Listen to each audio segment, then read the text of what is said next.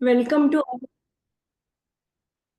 आपण सर्वांचे आमच्या या heal your thyroid in a holistic way त्याच्यात स्वागत आहे. आणि कालच्या वेबिनारला पण खूप छान प्रतिसाद मिळालेला तुमचं आणि आम्हाला नंतर पण बरेच लोकांनी कॉल करून सांगितलं की खूप छान झालं वेबिनार. आज पण अशीच अपेक्षा आहे की तुम्ही पण काहीतरी घेऊन जाल आमच्याकडून. तर सुरुवात करूया. हा वेबिनार कशासाठी? तर heal your thyroid. As the name says की हे थायरॉइड डिसऑर्डरवर साठी आम्ही हे वेबिनार ठेवलेलं आहे. आता तुम्हाला माहीत आहे का? एका रिसेंट सर्व्हेनुसार भारतात प्रत्येक 10 पैकी 1 एडल्ट हे थायरॉइडनी ग्रस्त आहे. थायरॉइडच्या विकारांनी ग्रस्त आहे. त्यात पण महिलांचा अ, जो प्रमाण आहे तो कित्येक पटीने जास्त आहे. तुम्ही कधी विचार केलाय का, की हे हा जो आकडा आहे हा मागील 3 दशकात खूप वाढला आहे. तर कधी विचार केलाय का हे थायरॉइड डिसऑर्डर म्हणजे काय? आधी तर कधी ऐकलं नाही. आमच्या आई, आजी यांच्या काळात आपण एवढं काही ऐकलेलं नाही थायरॉइड. मग आताच हा विकार खूप वाढलेला आहे. मग हे आहे तरी काय? हे मलाच का झालं? 10 जण आहे ना, मग 1 मिस का झाली? मलाच का झालं हे 10 पैकी? अच्छा मला झालं, तर ह्याचं काही सॉलिड सोल्युशन आहे का? की आम्हाला काही जण सांगतात आयुष्यभर औषधं घ्यायची तुम्हाला, हे कधी न ठीक होणारा आजार आहे, की याच्यावर काही आपल्याला मॅनेज करता येईल. या सगळ्या प्रश्नांची जी उत्तरं आहेत ती तुम्हाला आज या वेबिनारमध्ये मिळणार आहे. थोडंसं माझा परिचय करून देते.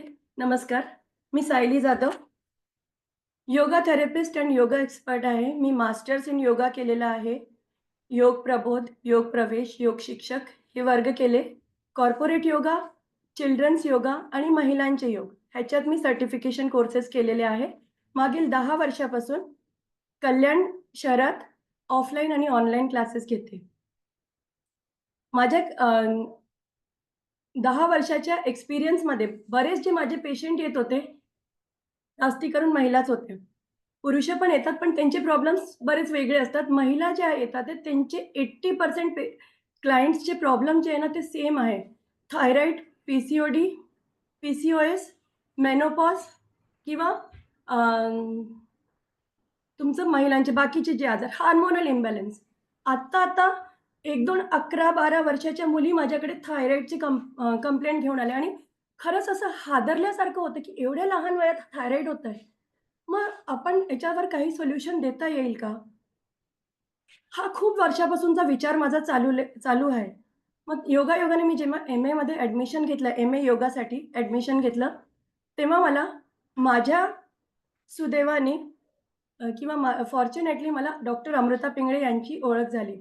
आमचे विचार जुळले आणि आमची चांगली मैत्री झाली. मग आम्ही खूप विचार केला, की त्या पण 13 वर्षापासून इकडे कल्याणमध्ये आयुर्वेदिक प्रॅक्टिस करतात. योगाचे पण योगा कन्सल्टंट आहे. आम्ही विचार करत होतो, आपल्याला ह्याच्यावर काही सोल्युशन घेऊ शकतो का आपण? आणि खूप रिसर्च केलं आणि मग आम्ही हा एक छोटासा एक होलिस्टिक अप्रोच डिझाइन केलेला आहे थायरॉईड डिसऑर्डरसाठी. तर तो काय आहे अप्रोच? हे सगळं आपण या वर्कशॉपमध्ये जाणून घेणार आहोत. या वेबिनारमध्ये तुम्हाला हळू-हळू तुमच्या सगळ्या प्रश्नांची उत्तरं मिळणार आहे. मग हे आणि शेवटपर्यंत राहा या वर्कशॉपमध्ये. शेवटी तुम्हाला डॉक्टर अमृता एक सुंदरसा असा मेडिटेशन पण देणार आहे, एक्सपिरियन्स देणार आहे. तर थायरॉईड काय आहे? हे मी बोलण्यापेक्षा डॉक्टर अमृता यांनी सांगितलं तर जास्त उत्तम होईल. तर मी डॉक्टर अमृताचा थोडासा परिचय करून देते. डॉक्टर अमृता पिंगळे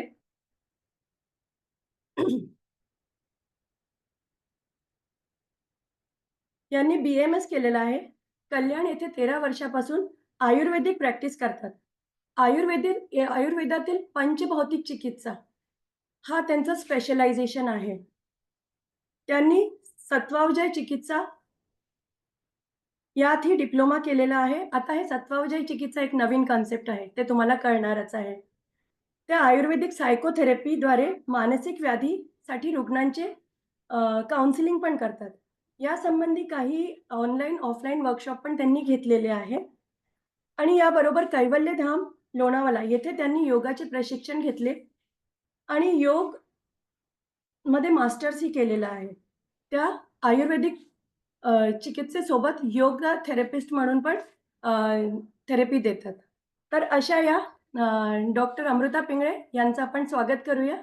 डॉक्टर अमृता पिंगळे, पुढचं कार्यक्रम तुमच्या हाती. वेलकम.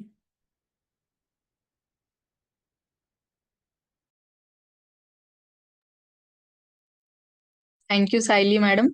खूप छान प्रकारे इंट्रोडक्शन दिलं आणि पार्श्वभूमी समजून सांगितली की कोणत्या तरी एक उद्देश आहे. त्या उद्देशाने आपण सगळे इथे एकत्र आलो आहोत आणि आम्ही याची गॅरंटी देतो की ह्या वेबिनारच्या शेवटपर्यंत तुम्हाला नक्कीच तुमच्या बऱ्याचशा प्रश्नांची उत्तरं ही मिळणार आहेत. तुमच्यापैकी सगळेच जण थायरॉइडसाठी काही ना काहीतरी औषधं घेत असणार आहेत. मग ती ॲलोपॅथी असो किंवा आयुर्वेदिक औषधं असो. पण औषधं घेऊन देखील कुठेतरी हे जाणवत असणार की हा प्रॉब्लेम तर सोल्युशन पूर्णपणे मिळत नाहीये. त्रास जो आहे तो होतच आहे.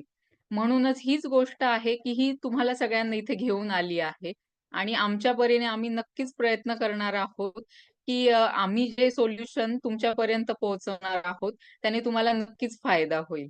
तर जास्त न घेता आपण आजच्या सेशनला सुरुवात करूया.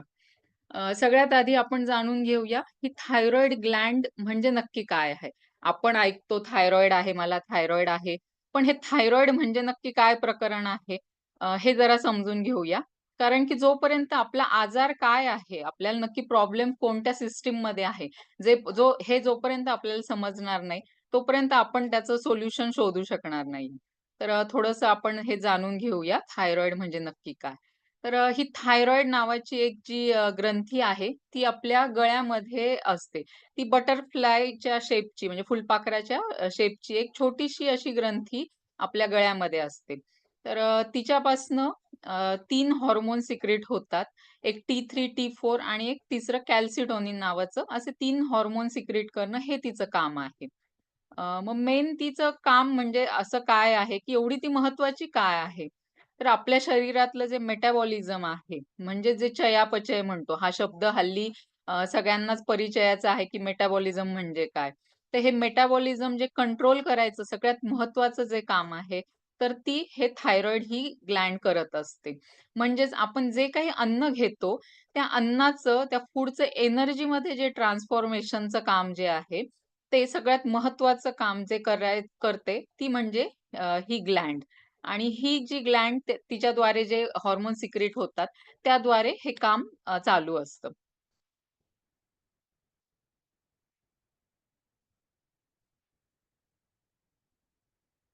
आपण हा शब्द खूप वेळा ऐकलाय, की हॉर्मोन्स, हॉर्मोन्स. पण हे नक्की हॉर्मोन म्हणजे तरी काय आहे नक्की? हे थोडंसं एक जस्ट आपण समजून घेऊया आज. Hormones are chemical substances that act like a messenger. म्हणजे आपल्या शरीरामध्ये एखादी ग्लँड असते, तिथे हॉर्मोन्स तयार होतात आणि ते पर्टिक्युलर तो मेसेज घेऊन त्या पर्टिक्युलर शरीराच्या त्या पेशीकडे घेऊन जातात आणि मग त्यानुसार ती पेशी हे तिचं काम करत असते. याच्यावरनं तुम्हाला कल्पना येईल, की हॉर्मोन्सचं काम किती महत्वाचं आहे. जोपर्यंत हा मेसेज जो योग्य तो मेसेज त्या पर्टिक्युलर शरीराच्या अवयवापर्यंत पोहोचणार नाही, तोपर्यंत तो अवयव योग्य ते काम करणार नाही. जसं एखादा पोस्टमन असतो, की तो मेसेज घेऊन पर्टिक्युलर ठिकाणी जातो, तसेच काम हे जे हॉर्मोन्स करतात.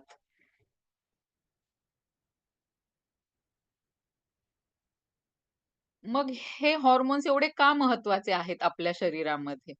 तर जसं या चित्रामध्ये तुम्ही पाहू शकाल, की एक बँड आहे. तिथे खूप सारे म्युझिशियन्स आहेत. ते वेगवेगळे वाद्य हे वाजवत आहेत.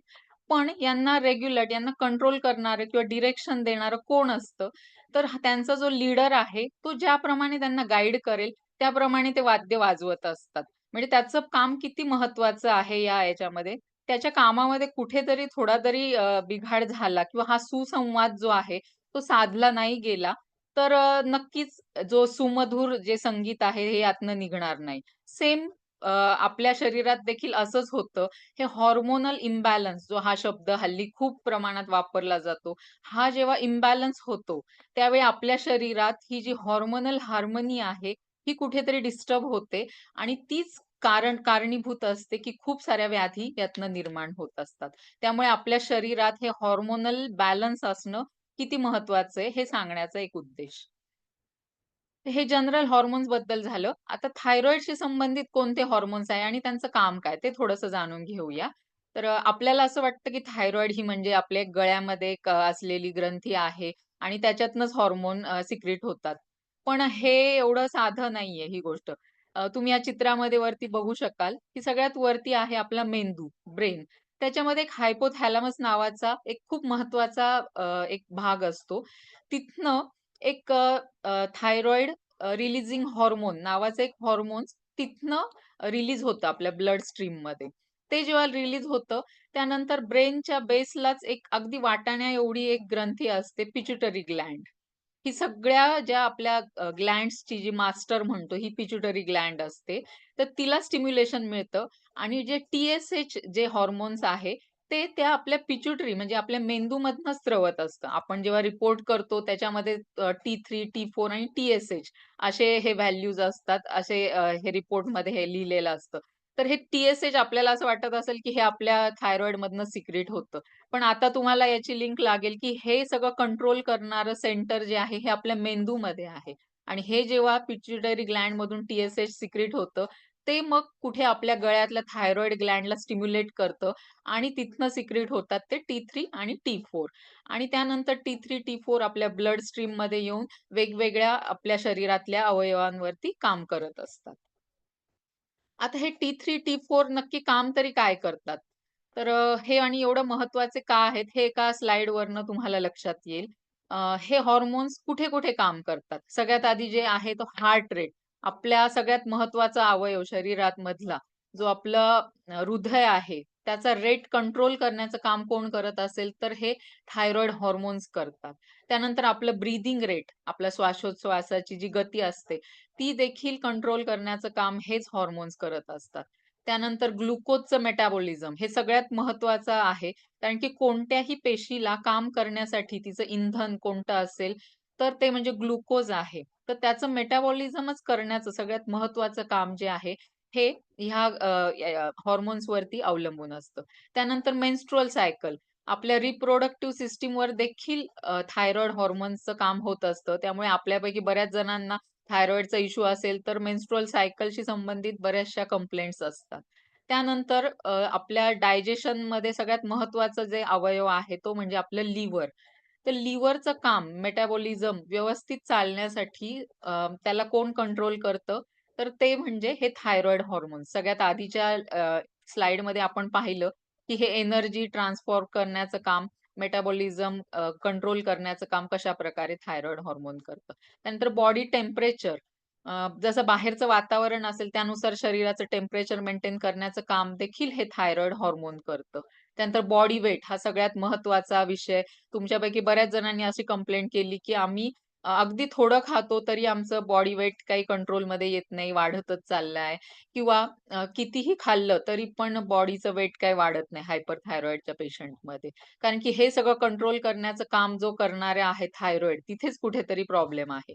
त्यानंतर ब्रेन डेव्हलपमेंट हे पण महत्वाचं आहे, की अ, हे थायरॉइड हॉर्मोनचं जे काम आहे ते आपल्या ब्रेन सेल्सवरती देखील होतं आणि ज्यावेळी हे थायरॉइड हॉर्मोन्स कुठेतरी डिस्टर्ब असतात, त्यावेळी ब्रेन फंक्शनमध्ये देखील डिस्टर्बन्स होतो. त्यामुळे तुमच्यापैकी बऱ्याच जणांनी अनुभव घेतला असेल, की मूड स्विंग होतो, एका ठिकाणी कशात कॉन्सन्ट्रेट करू शकत नाही. ह्या सगळ्या गोष्टी कशामुळे होतात? तर प्रॉब्लेम जो आहे तो तुमच्या थायरॉइडमध्ये आहे. या सगळ्या गोष्टींवरनं तुमच्या लक्षात आलं असेल, की थायरॉइड ग्लँड किती महत्वाची आहे, तिचं काम व्यवस्थित चालणं. कारण की जवळपास शरीराच्या प्रत्येक महत्त्वाच्या अवयवावरती तिचं काम हे असतं. आत्तापर्यंत नॉर्मल आपण थायरॉइडचे फंक्शन पाहिले. तर आता त्याचे डिसऑर्डर कोणते? त्याच्याशी संबंधित व्याधी जनरली कोणते-कोणते आहेत? तर सगळ्यात पहिलं आहे हायपोथायरॉइडिझम. याच्यामध्ये हे थायरॉइड चे जे हॉर्मोन्स आहेत, त्याचं प्रमाण योग्य प्रमाणात जे सिक्रीट व्हायला पाहिजे. तर हायपोथायरॉइडमध्ये ते प्रमाण कमी प्रमाणात हार्मोन सिक्रीट होतात म्हणून त्याला म्हणतात हायपोथायरॉइडिझम. हायपरथायरॉइडिझममध्ये अगदी उलटं होतं, की जे प्रमाणात हार्मोन सिक्रीट व्हायला पाहिजे त्यापेक्षा जास्त प्रमाणात हार्मोन सिक्रीट होतात. त्यानंतर गॉइटर बरेचसे पेशंट तुम्ही पाहिले असतील, की गळ्याच्या इथे मोठा लंप असतो. तर ते गॉइटरचे पेशंट्स असतात. पूर्वी गॉइटरचे पेशंट खूप जास्त प्रमाणात असायचे कारण की त्याचं एक महत्त्वाचं कारण जे होतं ते की न्यूट्रिशनल डेफिशियन्सी म्हणजे आयोडीन जे आपल्या आहारामध्ये जेवढं पाहिजे मात्रेत तेवढं कमी असणं, हे एक त्याचं महत्त्वाचं काम आहे. त्यानंतर थायरॉइड नोड्यूल्स म्हणजे गळ्याच्या तिथे थायरॉइडच्या सेल्स वाढतात आणि नोड्यूल्स फॉर्म करतात. बऱ्याच वेळा हे असिम्प्टोमॅटिक असतं. त्याची ट्रीटमेंट करण्याची देखील गरज नसते. आणि सगळ्यात शेवटी जो आहे तो थायरॉइड कॅन्सर. त्याबद्दल मी जास्त काही बोलत नाही. हे थोडंसं कंपॅरिझन केलं आहे. तुमच्यापैकी सगळ्यांना लक्षात आलं असेल, की आपल्याला जे लक्षणं दिसतायत हे कुठेतरी ह्या लिस्टमध्ये हे सगळे आहेत. अ, हायपोथायरॉईड आणि हायपरथायरॉईड या दोन्हीमध्ये अपोझिट लक्षणं दिसतात. कारण की हायपोमध्ये जे हॉर्मोन्सचं प्रमाण आहे ते कमी प्रमाणात असतं आणि हायपरमध्ये जास्त प्रमाणात सिक्रीट होतात. हेअर लॉस दोन्हीमध्ये देखील आहे. तुमच्यापैकी ऑलमोस्ट सगळ्यांची ही पहिली कंप्लेंट असते, की आमचे केस फार गळत आहेत, थिन झाले आहेत. तर हे लक्षण याच्यामध्ये दोन्हीमध्ये दिसतं. त्यानंतर गॉइटर, रिड्यूस हार्ट रेट मगाशी जसं मी बोलले याच्यामध्ये पाल्पिटेशन दिसून येतं. त्यानंतर ड्राय स्किन, वेट गेन, हायपोमध्ये वेट गेन असतं आणि हायपरमध्ये वेट म्हणजे वाढत नाही लवकर. त्यानंतर मेमरी प्रॉब्लेम असतात. सगळ्यात महत्त्वाचं म्हणजे कुठेतरी मेटाबॉलिझम डिस्टर्ब असल्यामुळे कॉन्स्टिपेशन हे एक लक्षण हायपोथायरॉईडमध्ये दिसतं.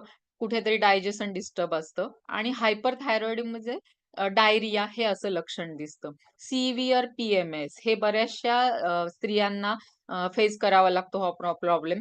मेन्स्ट्रुअल सायकलच्या आधी जे काही मूड स्विंग्स होतात, ज्याला प्री मेन्स्ट्रुअल सिंड्रोम म्हणतात. तर ते बऱ्याचशा लेडीजमध्ये ज्यांना थायरॉइडचा प्रॉब्लेम आहे, त्याच्यामध्ये हे लक्षणं दिसून येतात. आणि हेच जर पुढे अगदी जास्त दिवस हे जर इम्बॅलन्स राहिला, तर याचं रूपांतर अगदी डिप्रेशनमध्ये देखील होऊ शकतं. नंतर हाय कोलेस्टेरॉल, थायरॉइडचे प्रॉब्लेम जास्त दिवस असेल, तर त्या व्यक्तींना हार्ट डिसीज होण्याचे चान्सेस देखील जास्त असतात. मग मॉडर्न सायन्समध्ये याच्यासाठी ट्रीटमेंट काय आहे? तर तुमच्यापैकी बरेच जण औषधं घेतायत. तर ती औषधं नक्की काय आहेत? हायपरथायरॉइडिझममध्ये जी औषधं दिली जातात, तर ती काय काम करतात? तर जे जास्त प्रमाणात जे हार्मोन तयार होतंय, ते हार्मोनला स्टॉप करण्याचं काम हे मेडिसिन करत असतात. नाहीतर रेडिओ ॲक्टिव्ह आयोडीन ही एक ट्रीटमेंट आहे. नाहीतर खूपच अनकंट्रोल असेल, तर डायरेक्ट सर्जरी हा ऑप्शन असतो, की थायरॉइड ग्लँड पूर्णपणे काढली जाते. आणि हायपोथायरॉईडमध्ये काय करतात, की जे शरीर बनवू शकत नाहीये थायरॉईड हार्मोन, तर ते बाहेरनं सिंथेटिक फॉर्ममध्ये गोळीच्या स्वरूपात ते हार्मोन घेतलं जातं. मग आपल्यापैकी बरेच जण 25, 50 अगदी 125 एवढा हाई डोस घेणारे सुद्धा पेशंट्स आहेत. हे आत्तापर्यंत आपण एक कल्पना आली असेल आपल्याला, की इथे कुठे रूट कॉज वरती काम केलं जात नाहीये, की फक्त तयार होत नाही हार्मोन बाहेरनं घ्या गोळीच्या स्वरूपात किंवा जास्त प्रमाणात तयार होते हार्मोन, तर मग ते कंट्रोल करण्यासाठी औषधं घ्या. पण याच्यामध्ये कुठेही रूट कॉज वरती काम केलं जात नाहीये. त्यामुळेच आपल्यापैकी सगळ्यांना असं होतं, की औषधं मी घेतीये, पण तरी लक्षणांमध्ये कुठे रिलीफ नाहीये. लक्षणं तर आहे तशीच आहे. मी सफर होतीच आहे. तर म्हणून मग याच्यापुढे आयुर्वेद काय म्हणतो हे थोडंसं आपण बघूया. तुम्ही म्हणाल आयुर्वेदामध्ये हे असं थायरॉइड सारख्या आजारांचं वर्णन केलं आहे का हो? तर नक्कीच. ह्या नावाने नक्कीच केलं नसेल थायरॉइड. पण थायरॉइड सारख्या सगळ्याच व्याधींचं जे हल्ली लाईफस्टाईल डिसऑर्डर म्हणून जे आहेत, अशा सगळ्याच जे आहेत व्याधींचं वर्णन नक्कीच आयुर्वेदामध्ये करून ठेवलं आहे. आचार्यांनी असं सांगितलं आहे, की अनुक्त व्याधी म्हणजे त्या व्याधीचं नाव हे महत्वाचं नाहीये. महत्वाचं आहे, की त्याच्यामध्ये जे दोषांचं इम्बॅलन्स झालेलं आहे. तुमच्यापैकी सगळ्यांना माहिती असेल, की आयुर्वेद हा त्रिदोषांवरती हा बेस असा हे आहे. तर त्याच्यामध्ये प्रत्येकाच्या शरीरामध्ये वात, पित्त, कफ हे 3 प्रकारचे दोष असतात. ते जर नॉर्मल असतील, समप्रमाणात असतील, तर तुम्ही हेल्दी आहात आणि ह्यामध्ये कुठेतरी अ, अ, इम्बॅलन्स झाला, कमी-जास्त झाले, तर ते कोणत्या ना कोणत्या व्याधीचं कारण ठरतं. तर थायरॉइडमध्ये काय होतं? तर हायपोथायरॉइडमध्ये काय होतं? तर याच्यामध्ये वातदोष आणि कफदोष हे 2 दोष कुठेतरी हे झालेले असतात, डिस्टर्ब झालेले असतात. याची कारणं प्रत्येक पेशंट टू पेशंट वेगळी असतात. हायपरथायरॉइडिझममध्ये काय होतं, वात आणि पित्त हे 2 दोष कुठेतरी इम्बॅलन्स झालेला असतो. आज मी ह्या औषधी चिकित्सेबद्दल जास्त बोलणार नाहीये. कारण की आयुर्वेदामध्ये असं नाही की थायरॉइडचा पेशंट आला आणि सरसकट सगळ्यांना एकच प्रकारचं औषध द्यायचं. तर आपल्याला व्यक्तीची प्रकृती पाहावी लागते. त्याचा हेतू काय? त्याचं कारण काय? हे शोधून मग आपण चिकित्सा करतो. आज मी त्याबद्दल जास्त बोलणार नाहीये. आयुर्वेदामध्ये असे काही म्हणजे एस्पेक्ट्स आहेत, की ते समजल्यानंतर आपण थायरॉइड नक्कीच कंट्रोलमध्ये आणू शकतो आणि जर कोणते यासारखे आजार होऊ नये यासाठी देखील काळजी घेऊ शकतो आणि आधी जसं मी सांगितलं, की नक्की थायरॉइडचे कारण काय हे कुठेच आपल्याला समजत नाहीये. तर आयुर्वेदाच्या माध्यमातून ही कारणं देखील तुम्हाला नक्कीच समजतील. तर सगळ्यात पहिल्यांदा जो आहे तो आहार. आयुर्वेदिक डाएट. तर मग आयुर्वेदामध्ये असं काय सांगितलं आहे डाएट, आहाराविषयी? तर आयुर्वेद असं सांगतो, की स्वस्थस्य स्वास्थ्य रक्षणम. सगळ्यात आधी आयुर्वेदामध्ये असं सांगितलं, की असं नाही, की फक्त एखाद्या व्यक्तीला कोणता ना कोणता आजार झालाय आणि मग त्यासाठीच फक्त आयुर्वेद आहे, असं नाही. सगळ्यात पहिलं जे आहे ते स्वस्थ व्यक्तीचं स्वास्थ्याचं रक्षण करणं आणि त्यासाठी सगळ्यात जे 3 पिलर्स सांगितले, त्याच्यात सगळ्यात पहिला जो सांगितला आहे आहार. मग आयुर्वेदामध्ये कोणता असा फॅन्सी डाएट सांगितलाय का हो, की हेच घ्या तुम्ही, हे घेऊ नका? तर आयुर्वेदामध्ये अगदी काही सिंपल बेसिक सिद्धांत आहाराविषयी सांगितले आहेत. त्याच्यामध्ये सगळ्यात पहिला जो येतो, तो म्हणजे आपला अग्नी. अग्नी ही एक कन्सेप्ट सांगितली आहे. तर अग्नी म्हणजे काय? तर आपला डायजेस्टिव्ह फायर. म्हणजे ज्याप्रमाणे आपण जे काही अन्न ग्रहण करतो, तर त्याचं रूपांतर जे एनर्जीमध्ये होतं, जे आपण आधी पाहिलं मेटाबॉलिझम, त्यालाच आयुर्वेदामध्ये म्हटलं आहे, की अग्नी ही कन्सेप्ट आहे. आपण बऱ्याच वेळा म्हणतो, की एखाद्या व्यक्तीची इम्युनिटी चांगली आहे, कारण की ती सारखी आजारी पडत नाही. एखाद्या व्यक्तीची सारखी जर आजारी पडत असेल, तर म्हणतो इम्युनिटी कमी आहे. तर आयुर्वेदाच्या दृष्टीने तुम्ही जर इम्युनिटी म्हणजे काय म्हणाल, तर त्या व्यक्तीचा अग्नी. त्या व्यक्तीचा अग्नी कसा आहे याच्यावरती त्याचं स्वास्थ्य डिपेंड असतं. मग तुम्ही काहीही खा. जर तुमचा अग्नी चांगला असेल, तर तुम्हाला त्यातनं कोणते आजार होणार नाही. आणि जर तुमचा अग्नी हा वीक असेल, तर तुम्ही कितीही हेल्दी अन्न खाल्लं, तरी देखील ते कोणत्या ना कोणत्या आजाराचं कारण ठरणार आहे. मग ह्या अग्नीला कसं प्रोटेक्ट करायचं? तर त्यासाठीचा पुढचं जे सांगितलं आहे, हे योगशास्त्रात आणि आयुर्वेदात दोन्ही याच्यामध्ये सांगितलं आहे, की लंघनम परमौषधम. लंघन करणं हे सगळ्यात मोठं जे आपण म्हणतो औषध आहे. लंघन म्हणजे काय? तुम्ही म्हणाल, "मग आम्ही 7-7 दिवस आम्ही फक्त फ्रूट ज्यूस घेऊन राहतो किंवा फक्त सलाड खातो, म्हणजे लंघन का?" तर नक्कीच नाही. आयुर्वेदात किंवा योगशास्त्रामध्ये हे लंघन असं सांगितलेलं नाही. लंघन म्हणजे काय? मित आहार. म्हणजे अगदी कमीत कमी प्रमाणात जो सुपाच्य आहार आहे, तो घेणं म्हणजे लंघन. तर हे अधून-मधून हे लंघन केल्याने हे डायजेस्टिव्ह फायर जे आहे आपलं, तर ते एक मेंटेन राहतं. ते जरा स्ट्राँग बनतं. खाली जसं लिहिलंय, की "a healthy gut is a way of leading a healthy life." जसं मी सांगितलं, आयुर्वेदात जे सांगितलं, की ज्याचं गट हेल्थ चांगली आहे, तो हेल्दी मनुष्य असं आपण म्हणतो. इथे एक चित्र दाखवलंय महाराष्ट्रीयन थाळीचं. हे एक परिपूर्ण आहाराचं हे एक उदाहरण आहे. आयुर्वेदात असं कोणतंही सांगितलं नाही, की हेच तुम्ही घ्या, ते घेऊ नका. जसं सांगितलं गेलं, की चौरस आहार असला पाहिजे. तर त्याचं हे एक उत्तम उदाहरण आहे. त्यामुळे आयुर्वेदात अगदी साध्या कन्सेप्ट सांगितल्या आहेत, की तुम्ही जिथे राहता त्या देशानुसार, तुमच्या प्रकृतीनुसार, जो काळ आहे त्यानुसार, तुमच्या वयानुसार तुम्ही अन्न घ्या. हे एक अगदी सिंपल गोष्ट सांगितली आहे. जर तुमचं वेळ अशी सांगितली आहे, की संध्याकाळी सूर्यास्तानंतर तुम्ही खाऊ नका. त्यावेळी डायजेशन आपलं स्लो झालेलं असतं किंवा सकाळचा नाश्ता हा हलका असला पाहिजे. दुपारचं 12 वाजताचं जेवण, ज्यावेळी सूर्य अगदी माथ्यावर असतो, त्यावेळी आपलं डायजेशन खूप चांगलं असतं. तर त्यावेळी तुमचं हेवी मील त्यावेळी गेलं पाहिजे आणि संध्याकाळचं कमीत कमी जेवण आणि तेही सूर्यास्ताच्या आधी असलं पाहिजे. अशा अगदी सिंपल गोष्टी सांगितल्या आहेत आणि तुम्ही स्वतः ह्या गोष्टी ॲप्लाय करून बघा. 1 महिन्यामध्ये मी तुम्हाला चॅलेंज देते, की तुमच्यामध्ये नक्कीच तुम्हाला फरक जाणवेल. पुढचा जो येतो आहार झाल्यानंतर विहार. विहार म्हणजे काय? तर दिवसभरामध्ये तुम्ही काय-काय ॲक्टिव्हिटी करता? बरेच पेशंट म्हणतात, की आम्ही रोज वॉकिंगला जातो 1 तास. 1 तास आम्ही अ, अ, एक क्लास जॉइन केला योगा क्लास आणि दिवसभर काय तर मग आम्ही घरीच असतो, आम्ही आराम करतो. तर इथे ॲक्चुअली असं अपेक्षित नाहीये.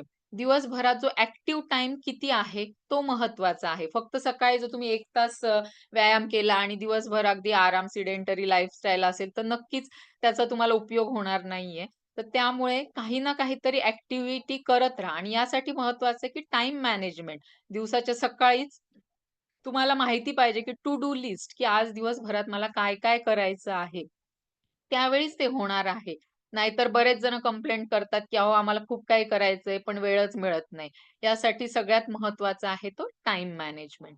त्यानंतर महत्त्वाचा येते ती गोष्ट एक्सरसाइज. तुम्ही म्हणाल, की मग तुम्ही कोणतं एक्सरसाइज रिकमेंड कराल आम्हाला, की कोणतं एक्सरसाइज करू? तर मी इथे सांगेल, की कोणत्याही प्रकारचं तुम्हाला जे आवडेल त्या प्रकारचं एक्सरसाइज करा. तुमची जी प्रकृती असेल, तुमचं वय असेल, तुमच्याकडे जे अवेलेबल साधनं असतील, त्यानुसार कोणतीही एक्सरसाइज तुम्ही करू शकता. इथे खूप सारे ऑप्शन सांगितलेत. फक्त फिजिकल ॲक्टिव्हिटी महत्त्वाची आहे, तुमची आवड महत्त्वाची आहे. मग तुम्ही डान्स देखील करू शकता. मग एक्सरसाइजचे खूप प्रकार आहेत. फक्त याच्यामध्ये महत्त्वाचं आहे, की कन्सिस्टन्सी. असं नाही, की आज मी एक्सरसाइज केली आणि 4 दिवस मग मी आराम केला. तर कन्सिस्टन्सी ही सगळ्यात महत्त्वाची आहे. 1 महिना तुम्ही कंटिन्यू एक्सरसाइज करून बघा. बरेचसे प्रॉब्लेम तुमचे यातच सॉल्व्ह होतील. त्यानंतर महत्त्वाचा भाग येतो तो लाईफस्टाईल. ह्या चित्रांवरनं तुम्हाला एक लक्षात येईल, की पूर्वीची आपले पूर्वज होते त्या काळी एक कशी लाईफस्टाईल होती आणि आत्ताची लाईफस्टाईलमध्ये किती बदल झाला आहे. एक अर्बनायझेशन झालं, नवीन-नवीन सुखसुविधेची साधनं अवेलेबल झाली. ही माणसाने आपल्या सोयीसाठी निर्माण केली. पण खरं तर दिवसेंदिवस माणूस त्यामुळे अधिक जास्त आळशी होत चालला आहे, सुस्त होत चालला आहे आणि या टेक्नॉलॉजीवरती खूप डिपेंड होत चालला आहे. आणि हेच सगळ्यात महत्त्वाचं कारण आहे, की जे हल्ली सगळे जे लाईफस्टाईल डिसऑर्डर्स जे दिसतायत, की फिजिकल ॲक्टिव्हिटी नाहीये आणि स्ट्रेसचं प्रमाण भयंकर वाढलेलं आहे. तर हेच सगळे आणि मग हे लाईफस्टाईल डिसऑर्डरमध्ये कोणते आहेत? तर त्यात तुमचं हे थायरॉइड पण आहे, डायबिटीज पण आहे, हार्ट डिसीज आहे, हायपरटेन्शन आणि अगदी कॅन्सर सारखे आजार देखील आहेत त्याच्यामध्ये. तर तुम्हाला याच्यावरनं लक्षात येईल, की कुठेतरी आपण प्रगती केली आहे, पण त्याचे नुकसान देखील आपण हे करतोय. कुठेतरी त्याला एक लिमिट करणं गरजेचं आहे. पूर्वी खेळाचे प्रकार, मुलांमध्ये जे फिजिकल ॲक्टिव्हिटी होत होती, पण आता दिवस-दिवस मुलं आपले फक्त टीव्ही, मोबाईल घेऊन बसतात. त्यामुळे लहान मुलांमध्ये देखील डायबिटीजचं प्रमाण आपल्या देशामध्ये प्रचंड वाढलं आहे. म्हणजे सांगायला दुःख वाटतं, की आता भारत हा डायबिटीजची कॅपिटल बनला आहे आणि त्याच्यामध्ये सगळ्यात जास्त यंग पॉप्युलेशन जास्त आहे आणि कारण हेच, की हे जे आपलं लाईफस्टाईल जे बिघडलं आहे, आपलं बदललं आहे ते. खरं तर भारताला एवढ्या उदंड अशा संस्कृतीचा वारसा आहे. पण म्हणजे बाहेरचे देशातले लोकं सुद्धा आता आपल्या संस्कृतीचं अनुकरण करत आहेत. पण असं झालंय, की आपण वेस्टर्न कंट्रीचं कुठेतरी अनुकरण करत आहोत. आपल्या संस्कृतीला विसरत चाललो आहोत. हे पण एक महत्त्वाचं कारण आहे, की बऱ्याचशा आजारांमध्ये, की पूर्वी एक सुसंवाद साधला जायचा. पर्सनली कॉन्टॅक्टमध्ये लोकं असायचे. हल्ली फक्त मोबाईलवरती एकमेकांना हाय, हॅलो केलं जातं. त्यामुळे पण कुठेतरी मन मोकळं होत नाहीये आणि त्यामुळे मुळे जे बरेचसे आजार आहेत ते होतायत. हा एक सर्कॅडियन रिदमचं एक हे आहे, की नेचरमध्ये एक सायकल आहे. त्याप्रमाणे ते कनेक्टेड आपल्या शरीराशी आहे. तर आपण त्या नेचर बरोबर त्या सायकल प्रमाणे वागत नाही. त्यामुळे देखील आपल्या शरीरात जो इम्बॅलन्स जसा हार्मोनल इम्बॅलन्स आहे, तर तो कुठेतरी कारणीभूत ठरतो आहे. याचं एक साधं उदाहरण देते, की संध्याकाळी जेव्हा सूर्यास्त होतो, अंधार पडायला लागतो, त्यावेळी शरीरामध्ये मेलाटोनिन नावाचं एक हार्मोन एक तयार व्हायला लागतं. हे मेलाटोनिनचं काम काय आहे? तर आपल्या सगळ्या सिस्टमला शट डाउन करणं आणि आपल्या शरीराला झोपेसाठी तयार करणं. पण हल्ली असं होतं, की संध्याकाळी 6 नंतरच बऱ्याचशा ॲक्टिव्हिटीज स्टार्ट होतात. आपलं डायजेशन पण जे स्लो झालेलं असतं. अ, असं होतं, की रात्री 9, 10, 11 वाजता जेवण करणारे देखील माझे बरेचसे पेशंट आहे. जेवणार आणि झोपणार आणि त्यामुळे हा कुठेतरी शरीराचा रिदम बिघडतो आहे आणि तो बऱ्याचशा आजारांना कारणीभूत ठरत आहे. मग आता थायरॉइड आणि माइंड याचा काही कनेक्शन आहे का हो? तर नक्कीच आहे. ही सोमॅटिक डिसऑर्डर हा शब्द तुम्ही ऐकला आहे का? हल्ली असं सांगितलं गेलं आहे, की 70 ते 80% जे आजार आहेत, ते त्याचं कारण कुठेतरी आपल्या मनाशी निगडीत आहे. म्हणजे मानस काहीतरी कारण आहे आणि त्याचा परिणाम म्हणून आपल्या शरीरामध्ये काहीतरी प्रॉब्लेम झाला आहे आणि कोणतातरी व्याधी तयार झाला आहे. मग याच्यावरनं तुम्हाला लक्षात येईल, की याचं प्रमाण किती जास्त आहे आणि ही एक लिस्ट दिली आहे, की सोमॅटिक डिसऑर्डरमध्ये कोणते-कोणते येतात आजार. तर अगदी मायग्रेन सारख्या साध्या आजारापासून तर कॅन्सरपर्यंतचे जे मोठे आजार आहेत, हे सगळे ह्या सायकोसोमॅटिक डिसऑर्डरमध्ये येतात. मग कुठेतरी हे माइंड किती महत्वाचं आहे, हे तुम्हाला लक्षात येईल आणि त्याप्रमाणेच थायरॉइडशी जे आपण आत्तापर्यंत कारणं शोधत आहोत, तर याच्यावरनं लक्षात येईल तुम्हाला, की हे कुठे कंट्रोल का नाही होत कारण की कारण कदाचित कुठेतरी आपल्या मानसिकतेशी निगडीत असणार आहे. तर त्याच्यावरती कुठेतरी काम केलं त्या गेलं पण पाहिजे. मला मग यायला प्रॉब्लेम येतो. हो.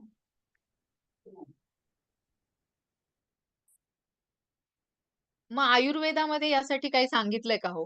तर नक्कीच सांगितलं आहे. आयुर्वेदामध्ये जशी औषधी चिकित्सा सांगितली आहे, दुसरी दैवव्यपाश्रय चिकित्सा सांगितली आहे, त्याप्रमाणेच तिसरी एक सत्वावजय चिकित्सा म्हणून सांगितली आहे. त्याला जे आयुर्वेदिक सायकोथेरपी म्हणतो. या बाबतीत बऱ्याच लोकांना माहिती नाही, की असंही काही आयुर्वेदात सांगितलं आहे का? तर नक्कीच आयुर्वेदामध्ये ह्या सगळ्या गोष्टी कदाचित आचार्यांना माहिती असेल, की जसा पुढचा काळ येईल, जसं कलियुग येईल, त्यावेळी कदाचित ह्याच डिसऑर्डरचं प्रमाण जास्त असणार आहे. त्यामुळे त्यांनी आधीच ह्या व्याधींचं वर्णन हे करून ठेवलं असेल. तर मग याच्यामध्ये काय येतं सत्वावजय चिकित्सेमध्ये? याच्यामध्ये माइंडफुलनेस थेरपी.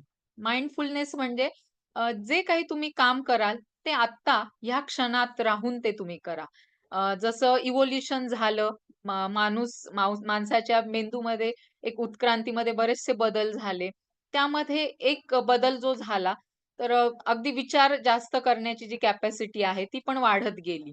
कारण की बऱ्याचशा गोष्टी सॉल्व्ह करण्यासाठी एक कॉम्प्लिकेटेड असा मेंदू तयार झाला.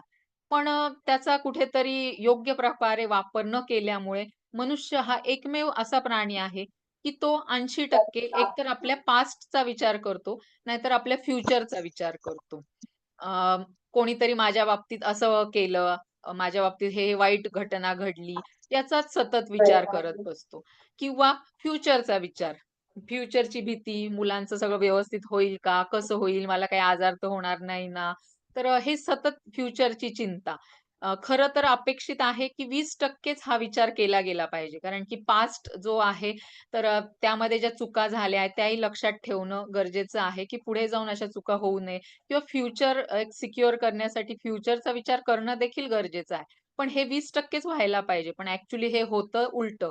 हे 80% होतं आणि हेच कारण आहे, की मनामध्ये हे अस्वस्थता निर्माण होते. आपण आहे त्या क्षणाचा कधीच आनंद घेऊ शकत नाही आणि तेच कारण आहे मनामध्ये जे डिस्टर्बन्स झाल्यामुळे एक स्ट्रेस निर्माण होत आहे आणि त्यातनं बरेचसे व्याधी निर्माण होत आहेत. मग सत्वावजय चिकित्सेमध्ये 4 प्रकारचे मेडिटेशन सांगितले आहेत. एक एकाग्रता ध्यान आहे त्यात. त्यानंतर साक्षी ध्यान आहे. त्यानंतर कल्पना दर्शन आणि कृतज्ञता असे 4 प्रकारचे मेडिटेशन आपण घेतो.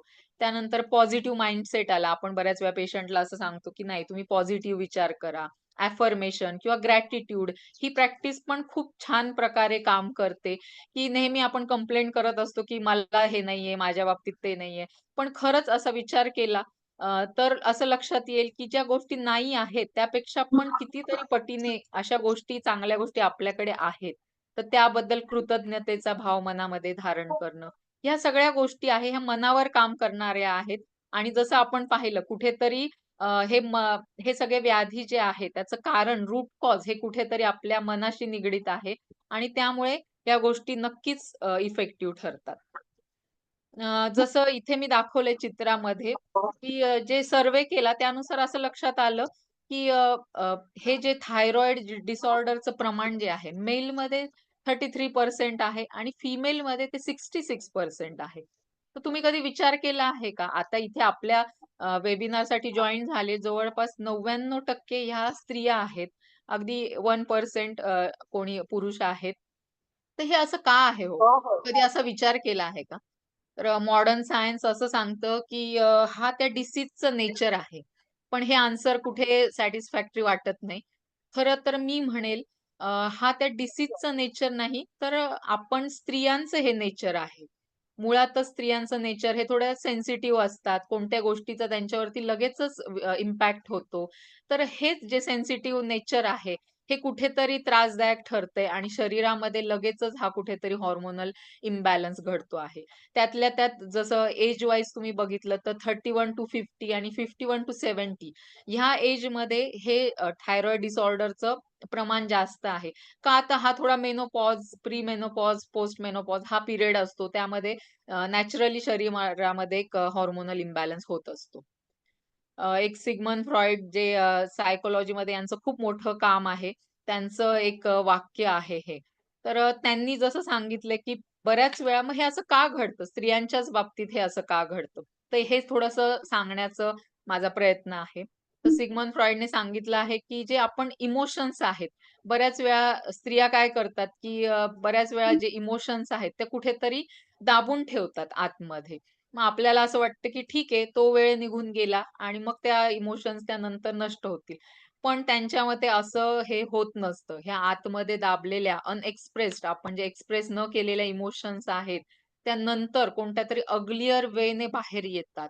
मग ते कोणतंतरी कदाचित व्याधीचं स्वरूप घेऊन बाहेर येत असतील. तर म्हणजे हे रूट कॉज तुम्हाला हे लक्षात आलं असेल, की हे एक इमोशन्स एक्सप्रेस करणं किती जास्त गरजेचं आहे. अ, स्त्रियांच्या बाबतीत हे काही कारणं आहेत ती मी इथे हायलाइट केली आहेत, की हिडन वुंड ऑफ चाइल्डहूड और टीनेज ट्रॉमा. कधीतरी चाइल्डहूड म्हणजे लहानपणी असा मनावरती काहीतरी आघात झाला असेल होतीये किंवा खूप टीनेज त्रास. एजमध्ये असा काहीतरी मनावरती आघात झाला असेल, ते पण याचं थायरॉइड डिसऑर्डरचं एक कारण किंवा लाईफस्टाईल डिसऑर्डरचं कारण ठरू शकतं. जसं मगाशी सांगितलं अनएक्सप्रेस्ड इमोशन किंवा अनएक्सप्रेस्ड अँगर. खूप वेळा असं होत असेल ना, की खूप राग येतोय. पण समाजाने एक असं एक हे बनवून ठेवलं आहे, की नाही स्त्रियांनी सहनच करायचं असतं, लगेच एक्सप्रेस व्हायचं नसतं. आणि मग कुठेतरी आपण ह्या सगळ्या गोष्टी आतमध्ये कुठेतरी ह्या आपण दाबून ठेवत असतो. आणि याचा त्रास हा आपल्याला स्वतःलाच होतो. हे आपल्या कदाचित लक्षातही येत नसेल, की मला माझे थायरॉइड झालं आहे. पण याचं कारण कुठेतरी हे असेल. तुम्ही कुठेतरी स्वतःशी कोरिलेट नक्कीच करू शकत असाल, की इथे चित्र दाखवलं, की बाहेर जगासाठी आपण एक हसरा चेहरा घेऊन वावरत असतो. पण मनामध्ये कुठेतरी दुःखी असतो. बऱ्याचशा गोष्टी दाबून ठेवलेल्या असतात. तर ह्या योग्य प्रकारे बाहेर येणं गरजेचं आहे. म्हणजे मी असं म्हणत नाही, की उद्यापासून चालू करा, की डायरेक्ट जे मनात येईल ते समोरच्याला बोलून मोकळे व्हा. हे नक्कीच करू नका. कारण की यातनं प्रॉब्लेम वाढणारच आहेत.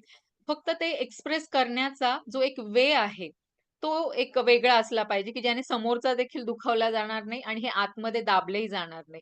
तर म्हणूनच तर यासाठी आपण असे जे स्पेशल मेडिटेशन डिझाइन केलेले आहे, की हे अनएक्सप्रेस इमोशन आत दाबलेले जे आहेत, म्हणजे अगदी आपले सेशन असतात, तर पेशंट असे रडतात खूप आणि नंतर म्हणतात, की मला खूप हलकं वाटलं, एकदम मोकळं झाल्यासारखं वाटलं. हे का होतं? तर त्याला कुठेतरी आपण मोकळी वाट करून दिलेली असते. हे एक चित्र दाखवलंय. हे आपल्यापैकी सगळेच जण करत असतात, की मल्टीटास्किंग. मग एका वेळी ती स्त्री आपल्या बाळांनाही सांभाळत असते, तिचं कामही करत असते, सोशली ॲक्टिव्ह पण असते. जेवण वगैरे किचनमध्ये तेही बनवते. स्वतःच्या हेल्थसाठी मग ती एक्सरसाइज वगैरे देखील करते. हे सगळं करता-करता काय होत असतं, की याचा स्ट्रेस कुठेतरी एक बॅक ऑफ द माइंड तो एक डेव्हलप होत असतो. हे तिलाही जाणवत नाही, हे सगळं करायला जातं. त्यामुळे आजपासनं हे एक लक्षात ठेवा, की तुम्ही सुपर वुमन नाही आहात. तुम्ही नॉर्मल वुमन आहात. तर त्यामुळे आजपासून ही गोष्ट लक्षात ठेवा, की स्टॉप मल्टीटास्किंग अँड स्टार्ट प्रायोरिटायझिंग. तुमची प्रायोरिटी ठरवा, की ह्या वेळी हे काम करणं माझ्यासाठी प्रायोरिटी आहे. तेच काम तुम्ही करा. असं तुम्ही जेव्हा कराल त्यावेळी ते फोकस होईल आणि मग तीच गोष्ट तिची क्वालिटी पण चांगली असेल. ज्यावेळी मल्टीटास्किंग करता त्यावेळी एकही गोष्ट नीट होत नाही. स्ट्रेसही डेव्हलप होतो. त्यामुळे आजपासनं ह्या गोष्टी बंद करा. Stop multitasking and start prioritising. Love yourself ही सगळ्यात महत्त्वाची गोष्ट आहे. कारण की आपण स्वतःला कसं ट्रीट करतो, त्याप्रमाणे दुसरे लोकं आपल्याला ट्रीट करत असतात. आपण स्त्रिया बऱ्याच वेळा काय करतो, की स्वतःच स्वतःला गृहीत धरतो, की ठीक आहे म्हणजे बाकीचे सगळ्यांच्या मनाप्रमाणे होतंय ना, मग मी ॲडजस्ट करेल. प्रत्येक ठिकाणी आपण स्वतःलाच गृहीत धरत असतो. मग हळू काय व्हायला लागतं, की बाकीचे लोकही आपल्याला गृहीत धरायला लागतात. मग ते तुमचे परिवारवालेच असतील, सगळेजण आपल्याला देखील गृहीत धरायला लागतात. त्यामुळे स्वतःला एक्सप्रेस करा, स्वतःची मतं मांडा, स्वतःसाठी वेळ द्या. दिवसभरातले 24 तासातले 23 तास दुसऱ्यांसाठी द्यायचे असतील, तर 1 तास तुमच्या स्वतःसाठी द्या. तुमच्या ज्या हॉबीज असतील त्यासाठी द्या किंवा काही नाही तर फक्त म्हणजे विचार करण्यासाठी द्या, की तुमची पण एक पर्सनल ग्रोथ झाली पाहिजे. असं नाही, की तुम्ही आज जिथे आहात अजून 10 वर्षानंतर तिथेच असाल, त्याच गोष्टीमध्ये अडकले आहात. कारण की मनुष्य जन्म हा परत-परत मिळत नसतो. या सगळ्या गोष्टी तर चालूच आहे संसार हे ते. पण त्यातनंही थोडा वेळ हा स्वतःसाठी द्या. कारण की परमेश्वराने प्रत्येकामध्ये काही ना काहीतरी क्वालिटीज दिलेल्या आहेत. तर त्या शोधा. थोडंसं आज अंतर्मुख व्हा. त्यानंतर nature is a great healer ह्याचा अनुभव सगळ्यांनीच घेतला असेल. जेव्हा निसर्गात जातो, तेव्हा असं कोणीच नाही की ते डिस्टर्ब होतं. त्याला चांगलंच वाटतं. कारण की नेचर अशी आहे की ती सगळी निगेटिव्हिटी ॲब्सॉर्ब करून घेते. त्यामुळे दिवसातला थोडा तरी वेळ जेव्हा तुम्ही गार्डनमध्ये कदाचित जाल, तर हेडफोन वगैरे न लावता नेचरशी कनेक्ट व्हा. तिथले वेगवेगळ्या रंगछटा बघा, तो आवाज बघा, तो पंच ज्ञानेंद्रियांनी ह्या सगळ्या गोष्टी ग्रहण करा. तुम्हाला नक्कीच याचा फायदा होईल. तर हे सगळ्या मी आयुर्वेदाशी रिलेटेड कन्सेप्ट सांगितल्या. यातनं तुम्हाला हे लक्षात आलं असेल, की कुठे आपल्या थायरॉइडचं कारण कुठे दडलेलं आहे आणि आपल्याला काम कुठे करायचं आहे ते. आता यात योगाबद्दल काही योगामध्ये थायरॉइडबद्दल काही सांगितलं आहे का? याची माहिती पुढे सायली मॅडम आपल्याला देतील. तुम्ही बोला. हा. हो. दिस इज अ रिक्वेस्ट सर्वांना प्लीज तुमचं जे मायक्रोफोन आहे ते म्यूट करा. डॉक्टर रेणुका प्लीज म्यूट करा. आम्ही सर्वांना हे देणार आहोत, चान्स देणार. तुमचे प्रश्न आपण घेणारच आहोत शेवटी. तुमचे काय काय प्रश्न आहेत ते लिस्ट आउट करा. आपण शेवटी घेणार आहोत तुमचे प्रश्न. आणि थँक यू डॉक्टर अमृता. खूप सुंदर माहिती सांगितली. सर्वांनीच त्याच्याशी कुठेतरी कनेक्शन मिळालं असेल तुम्हाला. आपले डिसऑर्डरपैकी जे अमृता मॅडमनी सांगितली माहिती. बरं, आता योगाबद्दल आपण काही बोलूया. तर can yoga help to manage thyroid? आता तुम्ही जर कुठल्याही डॉक्टरकडे जा, तो तुम्हाला काय सांगतो? तुम्ही आयुर्वेदिक डॉक्टरकडे जा, तुम्ही होमिओपॅथी डॉक्टरकडे जा, तुम्ही एलोपॅथी डॉक्टरकडे जा. कुठे औषधं देतात ते. औषधं ऑलमोस्ट सेमच असतात, थोडेफार फरकाने. पण त्याच्यासोबत एक गोष्ट सगळेच डॉक्टर सांगतात, की योग करा.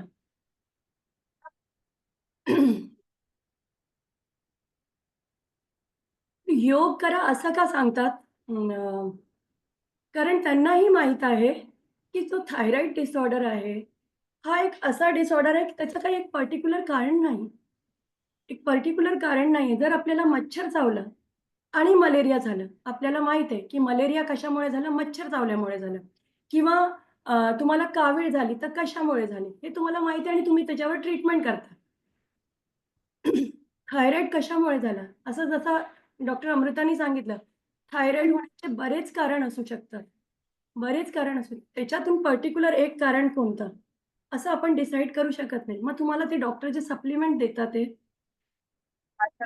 ते ॲक्चुअली हार्मोन्स आहे. तुमचे जे हार्मोन्स कमी सिक्रेट होतात ते थायरॉक्सिन म्हणून गोळी देतात ते. तर ते काय करतात ते तुमचे हार्मोन्सला बूस्ट करतात. असं काहीच पर्टिक्युलर इलाज नाही. म्हणून डॉक्टर सांगतात, की तुम्ही योग करा. मग योग करा का? की योगासन जे आहे, त्याचे काही आसनं अशी आहे जे तुमच्या थायरॉईड ग्लँडला स्टिम्युलेट करतात. त्याच्यावर प्रेशर देतात, त्याच्यावर ताण देतात. त्यांनी ते थायरॉईड ग्लँड जी ॲक्टिव्हेट आहे त्याला ॲक्टिव्हेट करता येतं. त्याचे मॅनेज करता येतं त्याला. दुसरं ते थायरॉईड ग्लँडच्या ची फंक्शनिंग प्रॉपर करतात. ब्लड सर्क्युलेशन वाढवतात आणि आता हे सगळेच डॉक्टरांनी हे मान्य केलेलं आहे. पुढचं स्लाईड घ्या. काही योगासन आहे जसं अ, काही टेस्टिमोनियल आमचे आवाज येत नाहीये कदाचित. ठीक आहे. त्यांचा आवाजाचा काही इश्यू होतोय. डॉक्टर मेघा बेडेकर आहे. एच-ओ-डी आहे CIFEमध्ये फिशरीज डिपार्टमेंटमध्ये. त्या मागील 30 इयर्सपासून थायरॉईड डिसऑर्डरने त्रासलेल्या होत्या. लास्ट 3 इयर्सपासून त्या माझ्यासोबत योगासन करतात आहे आणि त्यांना बराच फायदा झाला. म्हणून त्या आज स्वतः जॉइन करणार होत्या. त्यांना जॉइन करता आलं नाही म्हणून त्यांनी त्यांचा व्हिडिओ पाठवला, की तुम्ही दाखवा तिथे तुमच्या वेबिनारला. म्हणजे बाकी लोकं पण मोटिव्हेट होतील. Okay, next.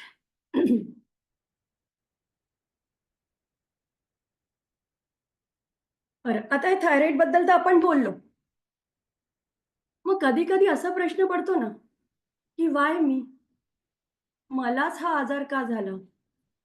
10 पैकी 1 जणाला थायरॉईड होतो, हे आपण आत्ताच ऐकलं. मग ते 10 पैकी 1 ही मीच का झाली?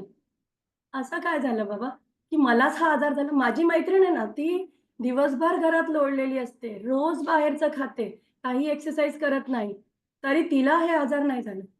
मलाच का झालं? जेव्हा आम्ही कॉल केले ना तुम्हाला रजिस्टर केलेल्यानंतर, बरेच लोकं बोलले, "आम्ही ना पथ्य पण पाळतोय, आमचं डाएट पण चांगलं आहे, आम्ही वॉकिंगला पण जातोय, तरी पण आमचं वजन कमी होत नाही." तर त्याचं कारण एक काय असेल कदाचित त्याची 2 कारण असू शकतात. एक तर प्रत्येकाची जी बॉडी टेंडन्सी असते ना, ती वेगळी-वेगळी असते. अडॅप्टिंग पॉवर वेगळी-वेगळी असते. तर कोणाला त्याचा इफेक्ट लवकर होतो, कोणाला उशिरा होतो, असं असू शकतं. त्यांची इम्युनिटी जास्त स्ट्राँग असेल किंवा त्यांना दुसरे काही डिसऑर्डर झाले असतील. हे पहा लाईफस्टाईल जर तुमचं सिडेंटरी आहे, काही ना काही आजार होणार आहे. हे लक्षात घ्या. आत्ताच धोक्याची घंटा आहे. तुम्ही लाईफस्टाईल आपला सुधारून घ्या. किती आम्ही म्हटलं तरी आपलं मॅनेज होत नाही, तरी आपण प्रयत्न करायचा आजपासूनच. वर्ष संपायला आलंय. पण मग मला माझी कदाचित थायरॉईड प्रोन प्रकृती असेल, असं असू शकतं. दुसरं कारण काय असतं माहिती आहे का? की तुम्ही डॉक्टरांनी सांगितलं, आम्ही योगा क्लास लावला, पण आम्हाला काहीच फायदा नाही झाला. आम्ही 2 वर्षापासून योगा करतो, आम्हाला काहीच फायदा नाही झाला. कदाचित तुम्ही त्या रूट कॉजवर कामच केलेलं नसेल. तुमचं वजन वाढायचं कारण काय? हेच तुम्हाला माहीत नाही. तुम्ही असा विचार करताय, की मी खूप खाते म्हणून वजन वाढले किंवा मी औषधं घेतली म्हणून वजन वाढले. रूट कॉजवर कामच नाही केलं. आपण रूट कॉजचा विचारच करत नाही. थायरॉईड होण्याचं कारण काय? जसं मी आत्ता सांगितलं, थायरॉईड होण्याचे बरेच काही कारणं असू शकतात. आता समजा, की एक भिंत आहे तुमची. त्याला लीकेज आहे. त्या भिंतीला तुम्ही लीकेज होती, भिंत खराब दिसत होती म्हणून तुम्ही एक चांगला त्याला वॉलपेपर लावून दिलं सुंदरसं. भिंत सुंदर दिसायला लागली. त्याचं कारण तो हे झालं का प्रॉब्लेम सॉल्व्ह झाला का? टेम्पररी ती भिंत सुंदर दिसते. पण ते लीकेज वाढलं की ते वॉलपेपर पण खराब होणार आहे आणि ते वॉलपेपरसाठी तुम्ही जे पैसे खर्च केले ना, ते पण तुमचे वेस्ट होणार आहे. मग त्याच्यापेक्षा जर ते भिंतीला रिपेअर केलं असतं, तर तुमचे हे सगळे पैसे वाचले असते. बरोबर आहे ना? कुठेतरी पटतंय माझा मुद्दा? तर आपण रूट कॉजवर काम करायचं. आता अ, आम्ही बरेच महिन्यापासून ह्याच्यावरच काम करतोय, की असं काय असू शकतं, की आपण सगळ्यांना कसं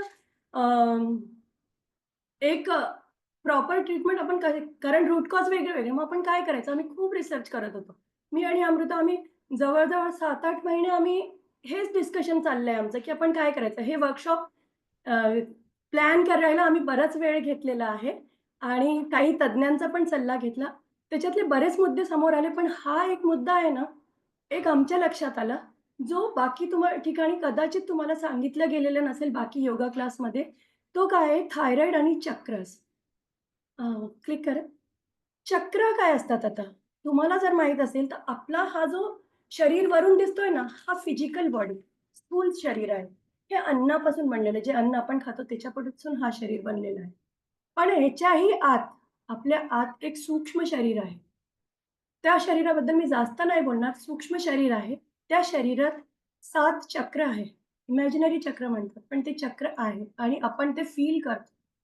हे 7 चक्र काय असतात? हे आपले एनर्जी सोर्सेस असतात. या चक्रांमधून एनर्जी आपल्या पूर्ण शरीरावर फ्लो होत असते. आता हे जिथे-जिथे तुम्हाला हे चक्र दिसतात आहे ना, त्याच्या आजूबाजूचे जे पार्ट्स असतील त्याला ती एनर्जी तो चक्र देत असतो.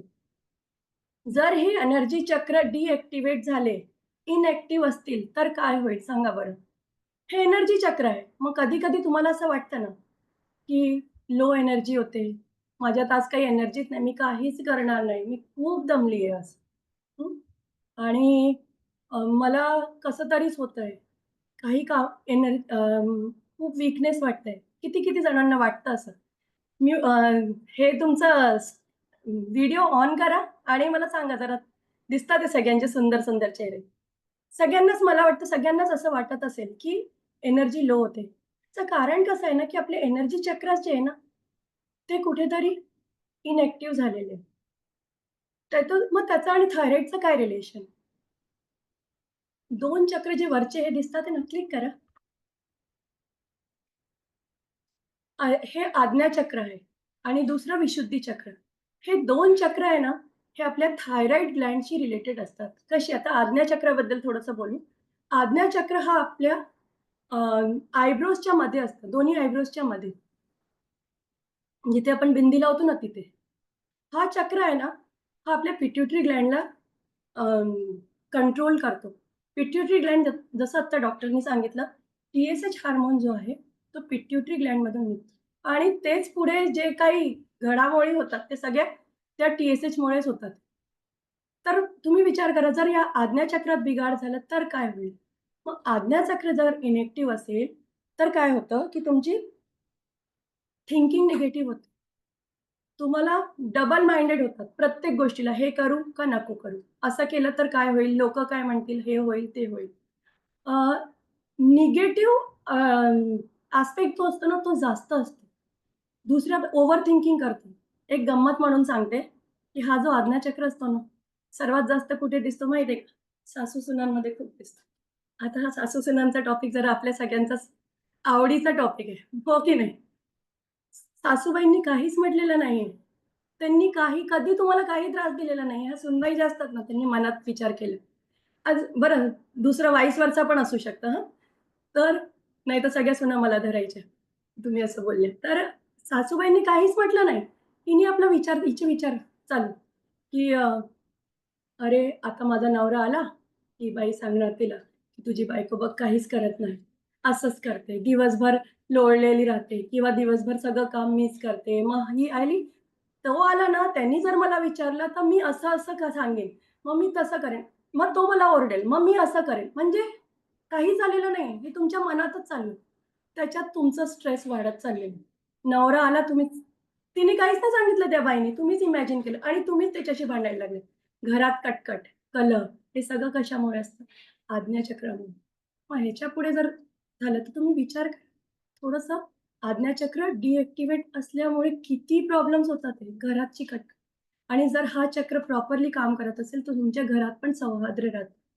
घरात चांगलं वातावरण राहतं. दुसरा जो मेन चक्र आहे, तो आहे विशुद्धी चक्र.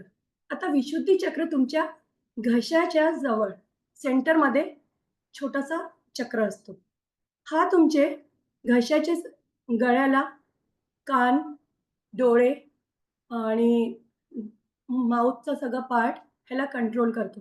आता काही सिम्प्टम्स मी सांगते. तुमच्यापैकी कोणाकोणाला असतील ना, तर तुम्ही जरा मला चॅट बॉक्समध्ये लिहून दाखवा, की तुमच्यात ते सिम्प्टम्स आहे का? काय-काय होतं ह्याच्यामुळे, की सोअर थ्रोट सारखं-सारखं होतं. थ्रोट इन्फेक्शन्स होतात. तुम्हाला जर कोणालाही हे जाणवत असतील, तर मला चॅट बॉक्समध्ये द्या. आपण बघूया. शोल्डर पेन असणार आहे, shoulder pain, neck pain, sinus सारखं-सारखं होतं. दाताचे विकार होतात, टीथ प्रॉब्लेम्स, माउथ अल्सर सारखे-सारखे होतात ते किंवा तुम्हाला घशात सूज येते. जसं आत्ता अमृताने सांगितलं गॉइटर होतं. तर घशात सूज येते. हे सगळं हे विशुद्धी चक्रात बिघाड झाल्यामुळे होतं. हे आपल्या इमोशन्सला पण कंट्रोल करतं. कधी-कधी आपल्याला काय वाटतं, खूप जोरात-जोरात ओरडावं. ज्यांचं हायपरथायरॉइडिझम असतं ना, त्यांना ते खूप जोरात-जोरात बोलतात. अपशब्द पण कधी-कधी वापरतात. कधी समोरच्यावर बॉसिंग करायचा प्रयत्न करतात. हं. आणि जर हायपोथायरॉइडिझम असेल, तर तुम्हाला लोकांसमोर बोलायची भीती वाटते. एक्सप्रेस करत नाही तुम्ही स्वतःला आणि तुम्हाला उगीच रडावसं वाटतं. काही कारण नसताना रडावसं वाटतं. तुम्ही बोलायचे प्रॉब्लेम्स होतात. कानातून ऐकायला पण प्रॉब्लेम होतो बरेचदा. कानाचे आजार होतात. कानात जे आहे इन्फेक्शन सारखं-सारखं इन्फेक्शन होतं. हे सगळं हे विशुद्धी चक्रात बिघाड झाल्यामुळे होतं. हां, बरेच लोकांनी मेसेज केलेले आहे. बरोबर आहे. म्हणजे मी जे म्हणते ते कुठेतरी तुमच्याशी कनेक्ट होत आहे. ना हे सगळे आजार आपल्याला विशुद्धी चक्रामुळे होतात. मग हे करायचं काय? काय ह्याला हील करायला काही उपाय आहे का? चक्रा हीलिंग आहे ना, हा एक मोठा विषय आहे. आपण त्याच्यापर्यंत अजून तेवढं आपण बोलणार नाहीये. पण धड वाटते. बरोबर बोलताय आशा मॅडम. पण कसं आहे, की आपण मग करायचं काय? हे सगळे विकार तर होतात आहे. आपण साधू संन्यासी नाही, की खूप वर्ष तपस्या, खूप वर्ष साधना करतात ना, तेव्हा चक्र हीलिंग होते. पण आपण त्याला तात्पुरता ॲक्टिव्हेट करू शकतो. योगामुळे काय ॲक्टिव्हेट करता येईल? हो. बरेच काही योगासनं असे आहे, जसं की उष्ट्रासन आहे, सर्वांगासन आहे, हलासन आहे. अं, अजून बरेच काही आसनं, घशाचे एक्सरसाइज आहे, मत्स्यासन आहे, भुजंगासन आहे. यांच्यामुळे आपण ते विशुद्धी चक्राला ॲक्टिव्हेट करता येतं. त्याच्या अजून थायरॉइड म्हणजे आपले काही प्राणायाम आहे, जसं की उज्जाई प्राणायाम, भ्रामरी प्राणायाम आहे आणि मेन म्हणजे आज्ञाचक्र आणि विशुद्धी चक्र यांना ॲक्टिव्हेट करायचा जो सर्वात चांगला उपाय आहे, तो ध्यान आहे. तर अ, विशुद्धी चक्राचं ध्यान किंवा आज्ञाचक्रावर ध्यान. हे ध्यान जे आहे, ते सर्वात चांगला उपाय आहे. तुमचा स्ट्रेस रिलीज होतो त्यानी आणि चक्र पण ॲक्टिव्हेट होतात. त्याच्यामुळे तुमचे बाकीचे जे आजार आहे ना, ते थायरॉइडमुळे असू द्या किंवा दुसऱ्या काही कारणामुळे असू द्या, त्यांना पण खूप रिलॅक्स मिळतं. मग आपण ह्याला अ, अजून एक तुम्हाला जर घरच्या घरी करायचा असेल काही उपाय, जर तुमचा विशुद्धी चक्र डिॲक्टिव्हेट आहे आणि काही कधी तुम्हाला खूप चिड होते, विशुद्धी चक्रामुळे असेल, ह्याचा कलर असतो ब्लू. तुम्ही ब्लू कपडे जर घातले ना, निळे कपडे जरी घातले तरी तुम्हाला थोडंसं रिलॅक्स वाटणार. विशुद्धी चक्रासाठी सांगते किंवा गाणं म्हणा. गाणं म्हणा सर्वात चांगलं. तर तुम्हाला त्याच्यात पण खूप रिलॅक्स होतो विशुद्धी चक्र ॲक्टिव्हेट करायला. मग आम्ही तुम्हाला आता ह्याच्यात काय हेल्प करू शकतो? थायरॉईड तर आहे. हे आपण समजून घेतलं, की विशुद्धी चक्र कदाचित असू शकतं हा कारण आपल्या थायरॉईडसाठी. तर मग आम्ही एक 15 दिवसाचा एक वर्कशॉप डिझाइन केलेला आहे. आम्ही काय तुम्हाला मदत करू शकतो. एक 15 दिवसाचं वर्कशॉप डिझाइन केलंय. या वर्कशॉपमध्ये काय असणार आहे, एक पूर्ण विचार करून एक वर्कशॉप केलेला आहे. त्याच्यात मग योगासन असणार आहे, जसं की आत्ता मी तुम्हाला सांगितलं. काही प्राणायाम असतील जे पर्टिक्युलर तुमच्या थायरॉइड ग्लँड शी रिलेटेड असतील. चक्र हीलिंग, चक्र बॅलन्स करण्यासाठी काही आम्ही प्राणायाम आणि काही मेडिटेशन करणार आहोत. आणि सत्वावजय चिकित्सा ज्याच्याबद्दल आता डॉक्टर अमृताने सांगितलं होतं, धिस इज सायकोथेरपी. ते तुम्हाला मिळणार आहे. पर्सनलाइज्ड डाएट प्लॅन मिळणार आहे. जे हे वर्कशॉप जॉइन करतील त्यांच्या कारण प्रत्येकाची प्रकृती वेगळी असते. मग तुमच्या नुसार आम्ही डाएट देणार आहोत तुम्हाला. त्याच्यासोबत सूर्यनमस्कार आणि बरंच काही असणार आहे. काही गमती-जमती असणार आहे. तर हा असा वर्कशॉप आहे. पण हा स्टार्ट कधी होतोय? तर हा वर्कशॉप आपला नेक्स्ट स्लाईड. आपला वर्कशॉप 17 डिसेंबर उद्यापासून स्टार्ट होतोय. ते 31 डिसेंबर असणार आहे. हा सकाळी 7 ते 8:30 असणार आहे. अ, किंवा आम्ही थोडंसं प्लॅन करतोय. कसं करू 7 ते 8:30 हा वर्कशॉप असेल आपला. मंडे टू सॅटरडे हा वर्कशॉप असणार आहे. आता हा वर्कशॉप आम्ही आत्ताच का चालू करतोय? काही जणांनी म्हटलं होतं पुढच्या महिन्यात घ्या. पहा, वर्ष आपण काढले, वर्षानुवर्ष काढले. हा वर्ष पण सरते आलाय. आता 2024 चे फक्त 15 दिवस आपल्या हातात राहिलेले. आपल्याला असं कुठेही गिल्ट वाटायला नको, की आम्ही आपल्यासाठी काही केलं नाही. वर्ष 2024 मध्ये. विचार करत होतो. मागील 6 महिन्यापासून आपण विचार करत होतो काहीतरी करायचंय, करायचंय. आता हे 15 दिवस जे तुम्हाला मिळाले, हे सुवर्ण संधी आहे. तुम्ही स्वतःसाठी थोडा विचार करा आणि स्वतःसाठी, स्वतःच्या थायरॉइडला हील करण्यासाठी काहीतरी पाऊल उचला. तुम्ही हा वर्कशॉप नक्की जॉइन करा. म्हणजे हा तुमचा विचार आहे, की तुम्हाला 2025 मध्ये कसं जायचंय? ही एक चांगल्या हेल्थ सोबत जायचंय, की आपली मागच्या वर्षाचीच रडारड तीच घेऊन जायची, तेच आजार, तेच निगेटिव्हिटी, की एक पॉझिटिव्ह माइंडसेटमधून जायचंय. तर हा तुम्ही वर्कशॉप नक्की जॉइन करा. तुम्हाला खूप छान वाटेल कारण हा एक रिसर्च करून एक प्रॉपर आम्ही वर्कशॉप बनवलेला आहे. एक पहिलं पाऊल तुम्ही उचललेलंच आहे, हा वर्कशॉप आमचा वेबिनार अटेंड करून. मग पुढे तुम्ही जा. मग ह्या वर्कशॉपची फीस किती आहे? मग हे वर्कशॉपसाठी काहीतरी देणं लागतं. तर किती असेल ही फीस? तुम्हाला काय वाटतं किती असावी? 7,000 क्लिक. नाही, नाही. एवढे नाही घेणार तुमचे. 5,000 नाही 5,000 पण नाही. आहे त्याची कॉस्ट तेवढीच. पण आम्ही आत्ता आपल्या मैत्रिणींना फायदा व्हावा म्हणून आम्ही तेही घेणार नाहीये. 3,500 पण आम्ही घेणार नाहीये. तर या वर्कशॉपची फीस जी आहे ती आहे फक्त 2,500. फक्त 2,500 आहे. त्याच्यातही जर ज्यांनी हे वर्कशॉप काल आणि आज अटेंड केलेले आहे. त्यांच्यासाठी जर तुम्ही आज रजिस्टर करता, आज रात्रीपर्यंत तुम्ही रजिस्टर करा, तर तुम्हाला ही वर्कशॉप मिळणार आहे 1999 मध्ये. 1999 मध्ये. आता आम्ही तुम्हाला आमचा स्कॅन कोड पण शेअर करू. तिथे तुम्ही पेमेंट करू शकता. या नंबरवर तुम्ही पेमेंट करून आणि तुमचं नाव, मोबाईल नंबर आणि स्क्रीनशॉट पाठवू शकता. ज्यांनी वर्कशॉप जॉइन केलं त्यांच्यासाठीच हे ऑफर आहे. हे पहा, आता ही सुवर्ण संधी तुम्हाला जी मिळालेली आहे, हे आम्ही तर खूप मेहनत घेतली. आता पुढचा पाऊल तुम्हाला उचलायचं आहे. तुम्ही हे कसं करू शकता? अ, आणि काही तुमचे प्रश्न असतील, तर ते आपण घेऊया. या स्क्रीन शेअर जे आम्ही शेअर केलं, आम्ही ग्रुपमध्ये पण शेअर करू. तिथे पण तुम्ही हे पेमेंट करू शकता किंवा तुम्ही आम्हाला पर्सनल कॉन्टॅक्ट करू शकता, जर तुम्हाला काही प्रॉब्लेम होत असेल तर. काही जण काल म्हणत होते, की आम्हाला इव्हनिंगचा बॅच घ्या. तर इव्हनिंगचा बॅच आम्ही प्लॅन करू शकतो, पण ते 1-2 जणांसाठी प्लॅन करणं थोडंसं डिफिकल्ट होईल. जर आम्हाला प्रॉपर एक बंच मिळालं, कमीत कमी 10 जण, तर आम्ही नक्कीच विचार करू इव्हनिंग बॅच चालू करायला. पण सध्या तरी, कारण सकाळची वेळ ना, कधी पण शरीर स्वास्थ्यासाठी, योगा करण्यासाठी खूप चांगली असते. उगवत्या सूर्यासोबत योगासन करायला. ठीक आहे? मग पहिलं पाऊल तुम्ही उचललेलंच आहे. पुढच्या पाऊलसाठी ज्यानी पहिलं पाऊल उचललं ना, तोच पुढे जाणार आहे. सक्सेस तुम्हाला मिळणारच आहे आणि आम्ही काय देऊ शकतो, तो आमचा पूर्ण प्रयत्न राहील, आमचा दोघींचा पण. तुम्हाला थ्रू आउट द वर्कशॉप आम्ही प्रॉपर गाईडन्स देणार आहे. जे जॉइन करू शकत नाही, काही लोकांनी आम्हाला कॉल केलं, तर आम्ही त्याची रेकॉर्डेड व्हिडिओ पण देऊ, ज्यांना प्रॉब्लेम सिरियसली असेल.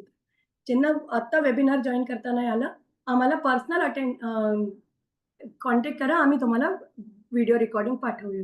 ठीक आहे. Next slide.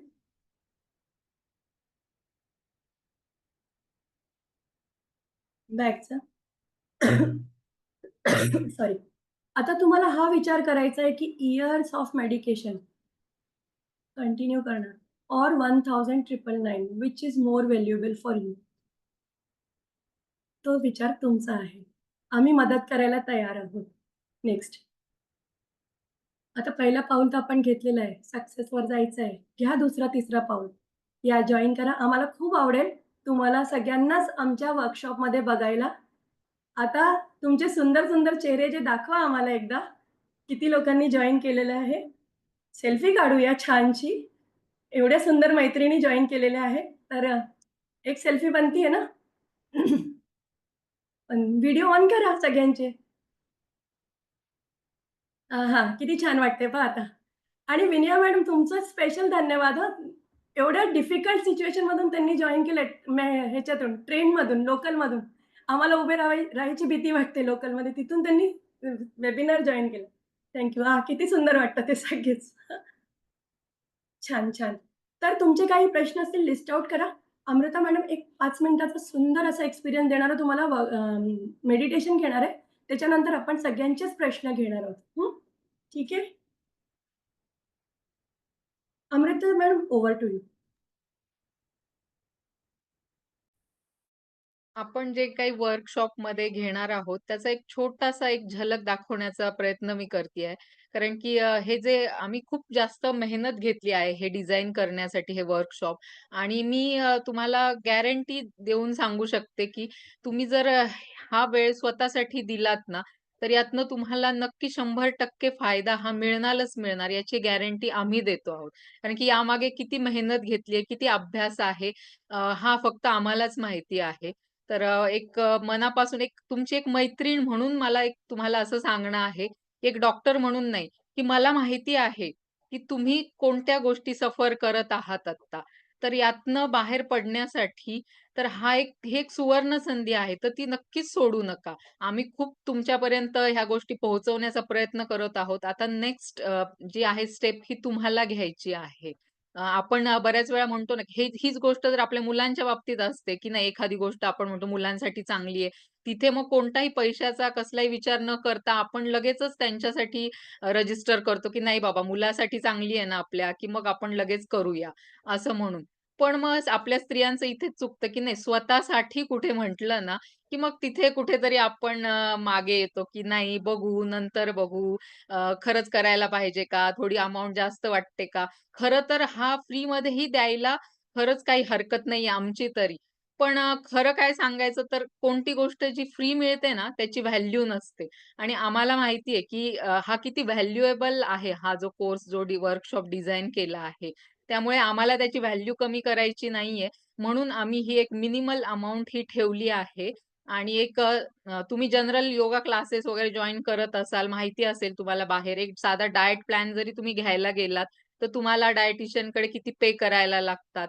तर इथे तर एक एक्सपर्टच्या अंडर, गाईडन्स अंडर तुम्हाला या सगळ्या गोष्टी मिळणार आहेत. त्यामुळे फक्त तुम्ही सुजाण आहात. तुम्हाला माहिती आहे, की बाहेर किती गोष्टी कॉस्टली आहेत सगळ्या गोष्टी. तर त्यामुळे तुम्ही विचार नक्कीच करा आणि जॉइन करा. आणि जॉइन करा न करू पण मला असं एक वाटतं, की आत्तापर्यंतच्या आजच्या ज्या वेबिनारमध्ये आम्ही जास्तीत जास्त गोष्टी तुम्हाला देण्याचा प्रयत्न केला. पण एक लिमिट असतं ना, तर त्यामुळे हे जे दिलं आहे अगदी 5-10%च आम्ही तुम्हाला यात सांगितलंय. ज्या बाकीच्या सगळ्या गोष्टी जे ॲक्चुअली जे म्हणतो ना, की जी प्रोसेस जी आहे, ती आपण वर्कशॉपमध्ये करून घेणार. आता सगळं ऐकायला कदाचित सगळ्यांना चांगलंही वाटलं असेल, हे असं लाईफस्टाईलमुळे होतं, हे ते. पण याच्यामध्ये कोणाची तरी गरज असते, की आपल्याला डिरेक्शन देईल, की ॲक्चुअली प्रॅक्टिकली कसं करायच्या ह्या गोष्टी इम्प्लिमेंट. हे बऱ्याचशा गोष्टी तर आपल्यालाही माहिती असतील, नाही आहारामध्ये असं करायला पाहिजे बदल, यातनं आपल्याला हे आजार झालेत. पण कोणीतरी एक आपल्याला गाईड लागतो, की हे सगळ्या गोष्टीमध्ये आपल्याला गाईडन्स करेल आणि आपल्याला त्यातनं बाहेर काढेल. तर हा एक अगदी चांगला चान्स आहे. तर तुम्ही नक्कीच या आपल्या वर्कशॉपला जॉइन करा. ठीक आहे, आपण एक छोटंसं मेडिटेशन घेऊया. तुमचा जास्त वेळ घेत नाहीये मी. एक 5 ते 7 मिनिटं मी फक्त तुमचा घेतेय. तुम्ही जिथे कुठे असाल, तर तिथे फक्त मांडी घालून किंवा खुर्चीत बसलात तरी चालेल. 5 मिनिटं फक्त शांत बसायचं आहे आणि मी जसे इन्स्ट्रक्शन देईल, त्या फक्त तुम्हाला फॉलो करायच्या आहेत. व्हिडिओ ऑन केले तरी चालेल म्हणजे मला दिसेल. शांत जिथे आहात तिथे बसायचं आहे.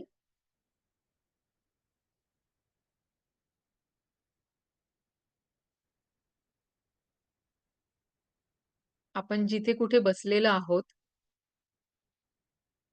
त्या आजूबाजूच्या वातावरणाचा थोडासा आढावा घ्यायचा आहे. डोळे बंद असले तरी मनानेच आपल्या आजूबाजूच्या वातावरणाचा अनुभव घ्यायचा आहे.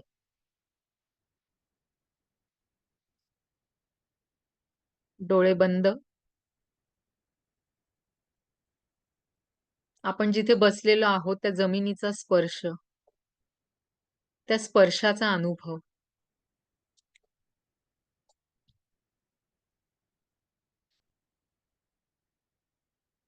आजूबाजूचे आवाज ऐकायचा प्रयत्न करा. कोणाच्या बोलण्याचा आवाज, पंख्याचा आवाज, दूर कुठेतरी गाडीचा आवाज.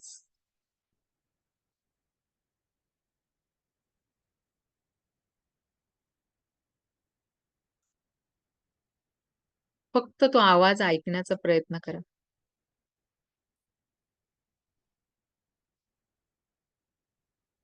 हळूहळू लक्ष आता आपल्या शरीराकडे घेऊन या.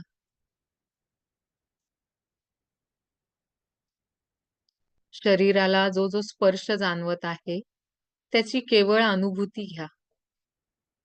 अंगामध्ये जे कपडे घातले आहेत, त्या कपड्यांचा स्पर्श, आपण जिथे बसलेलो आहोत त्या जमिनीचा स्पर्श, अंगावरती काही ज्वेलरी घातल्या असतील, बांगड्या असतील, गळ्यात काही असेल, त्याचा शरीराला होणारा स्पर्श. लक्ष हळूहळू आपल्या आता श्वासाकडे घेऊन जा. श्वासाच्या गतीमध्ये कोणताही बदल करू नका. फक्त मनानेच आपल्या श्वासाकडे बघा. जन्माच्या पहिल्या क्षणापासून हा श्वासोच्छवास चालू आहे. पण आज त्याच्याकडे सजगतेने पाहूया. श्वासानुसार जी छातीची, पोटाची हालचाल होत आहे, लक्ष त्याकडे.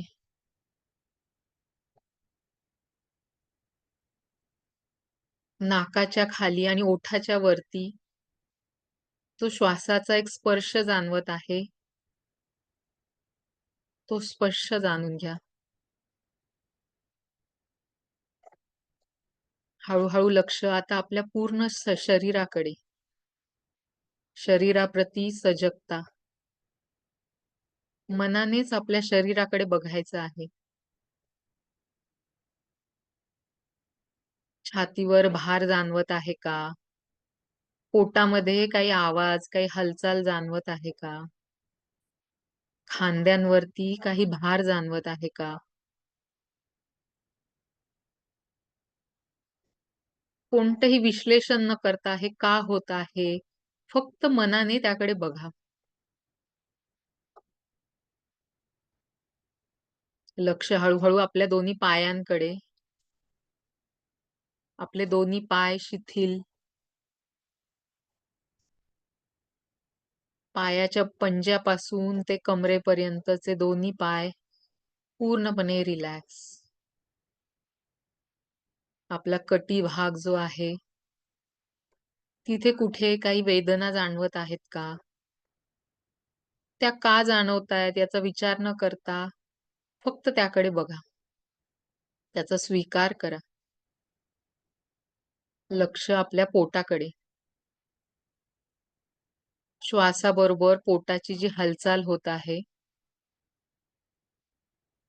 लक्ष त्याकडे. आता हळूहळू लक्ष वरती आपल्या छातीकडे. दोन्ही खांदे पहिल्यापेक्षा आता थोडंसं रिलॅक्स वाटतायत. आधी जे खांदे जड वाटत होते आता थोडे हलके वाटतायत. आपले दोन्ही हात पूर्णपणे रिलॅक्स. चेहऱ्यावरती कोणतेही भाव नाहीत. चेहऱ्याचे स्नायू पूर्णपणे शिथिल, रिलॅक्स. मनामध्ये जे काही विचार येत आहेत ते विचार येतील आणि निघूनही जातील. फक्त त्या विचारांवरती विचार करू नका. आता केवळ या क्षणाचा अनुभव घ्या. थोडंसं अधिक अंतर्मुख होऊया.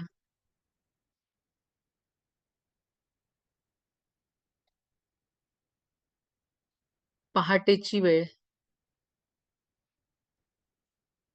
आज तुम्ही थोडेसे लवकर उठलात. सगळं जग निद्रा देवतेच्या कुशीमध्ये. तुम्ही आपल्या घराच्या बाहेर येत आहात.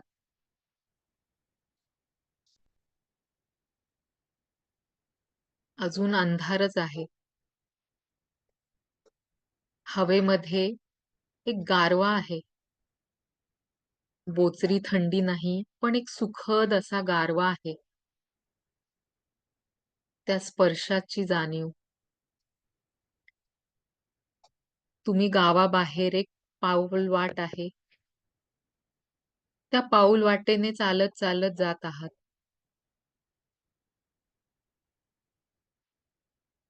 हळूच एक हवेची झुळूक येते आणि शेजारीच असलेल्या मोगऱ्याचा सुगंध दरवळतो. तुम्ही या प्रसन्न वातावरणात त्या पाऊल वाटेवरनं एकटेच जात आहात.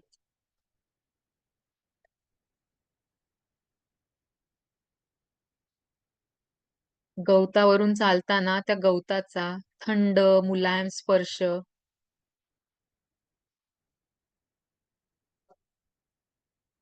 आता एक पक्ष्यांची किलबिलाट ऐकायला येत आहे. तुम्ही त्या पाऊल वाटेवरनं चालत जात आहात, चालत जात आहात. ही वाट कुठेतरी एका जंगलात जात आहे. आजूबाजूला उंच उंच अशी झाडी. किती ती रंगछटा.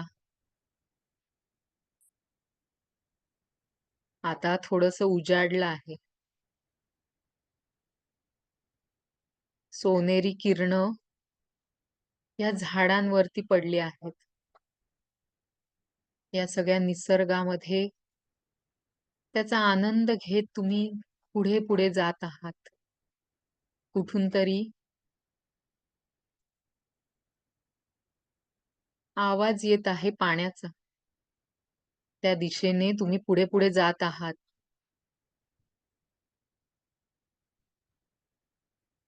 समोरच एक छोटासा पाण्याचा झरा. ते खळखळणारं शुद्ध आणि पांढरं स्वच्छ असं पाणी. तुम्ही पाण्याजवळ जाता.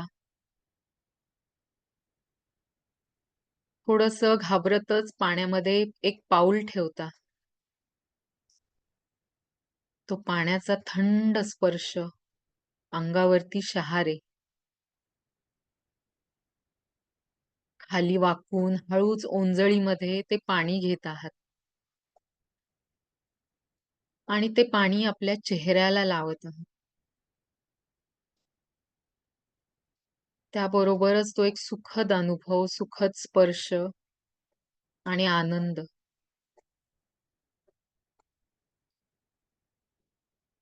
मला हे जे काही आयुष्य मिळालं आहे, हे खरंच किती सुंदर आहे.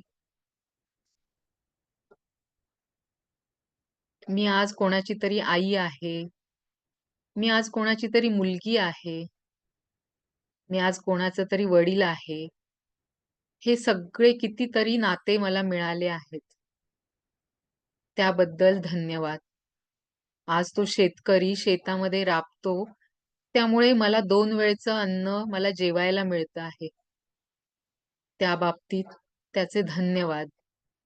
आज ही टेक्नॉलॉजी आहे, त्यामुळे मी माझ्या दूर-दूरच्या मैत्रिणींपर्यंत पोहोचू शकते. आज आपण इथे एकमेकांशी या टेक्नॉलॉजीमुळे जोडले गेलो आहोत. त्या बाबतीत त्याला धन्यवाद. आयुष्यात माझ्याकडनं खूप काही चुकाही झाल्या असतील कदाचित. पण मी त्या चुका सुधारण्याचा नक्की प्रयत्न करेल. पण या क्षणी मी खूप समाधानी आहे, मी खूप आनंदी आहे. कारण की माझ्यासारखं दुसरं कोणीही नाही. माझ्यामध्ये खूप असे गुण आहेत, की जे दुसऱ्यांकडे नाहीयेत.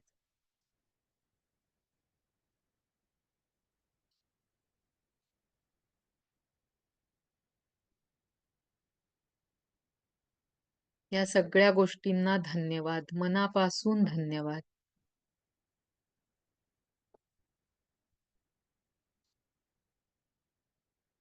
हळू-हळू आता बाहेर यायचं आहे. लक्ष हळू-हळू आपल्या शरीराकडे. आपण जिथे कुठे बसलेलो आहोत, त्या वातावरणाप्रती सजगता. आजूबाजूचे आवाज ऐकायचे आहेत.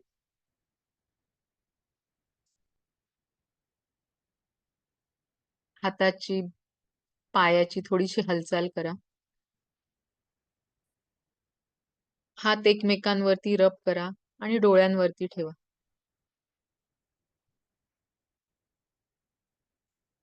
चेहऱ्यावर एक छान स्माइल.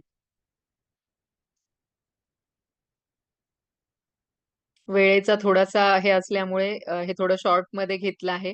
पण अपेक्षा आहे की तुम्हाला नक्कीच ह्या 5-7 मिनिटात एक छान असा अनुभव आला असणार आहे नक्कीच. कोणाला काय अनुभव शेअर करायचा असेल तर करू शकता तुम्ही.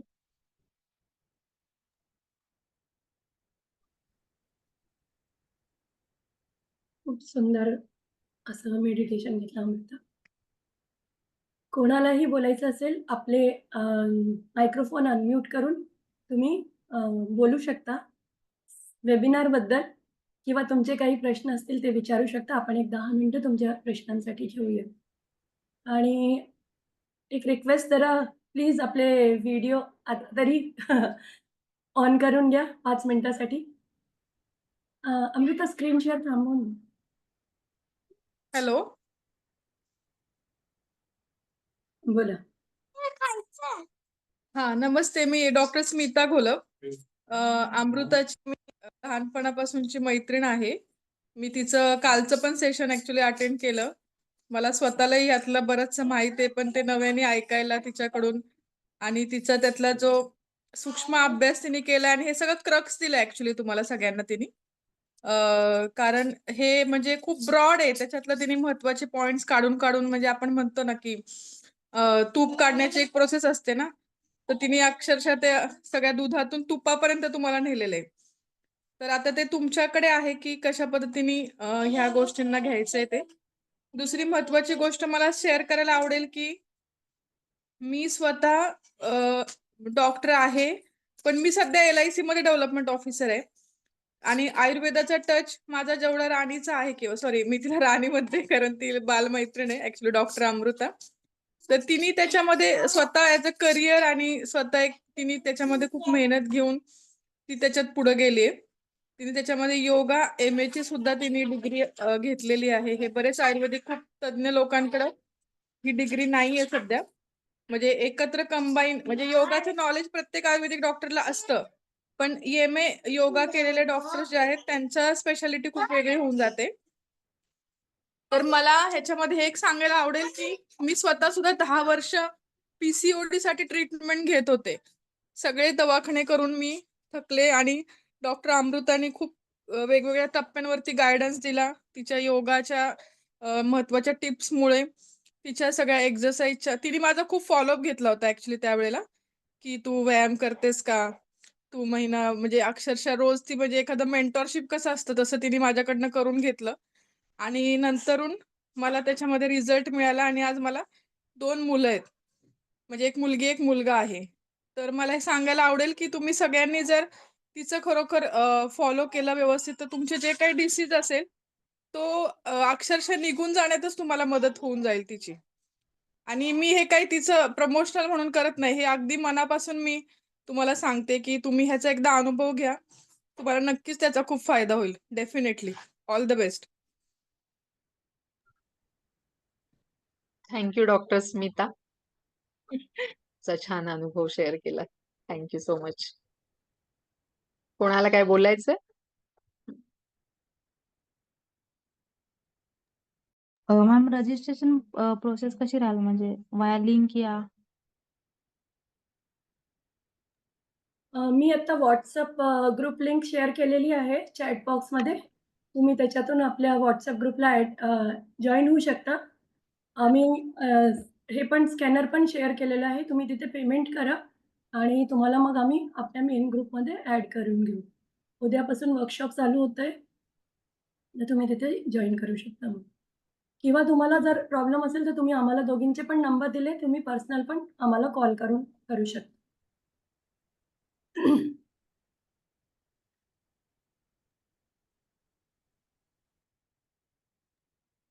अजून कोणाला काही प्रश्न? आमचा वेबिनार कसा वाटला? तुमच्या काही प्रश्नांची उत्तरं भेटली की नाही? ते ऐकायला आम्हाला आवडेल. थोडंसं आम्ही मेहनत करून केलंय तर कोणीतरी म्हणजे त्याला अप्रिशिएट केलं तर अर्थात चांगलं वाटतं. म्हणजे अर्थात तुम्ही वर्कशॉप जॉईन करा, नका करू. पण आजचं वेबिनार कसं वाटलं या बाबतीत तुम्ही अगदी 2 शब्द बोलू शकता. म्हणजे चांगलं नाही वाटलं असंही बोलू शकता, चांगलं वाटलं हेही बोलू शकता. तुमचा फक्त जो अनुभव जो काही असेल तो तुम्ही शेअर केला तर आम्हालाही चांगलं वाटेल. काजल हियर. वेबिनार खूप छान होता मॅम. लास्टला तुम्ही जे मेडिटेशनचा पार्ट घेतला त्यामुळे खूप रिलॅक्स फील झाला. म्हणजे जो दिवसभराचा जो कंटाळा आला होता तो एकदम निघून गेल्यासारखं वाटलं. पूर्ण एकदम स्ट्रेस रिलीफ झाल्यासारखं वाटलं. आणि बाकी वेबिनार खूप छान होता मॅम. थँक्यू. थँक्यू.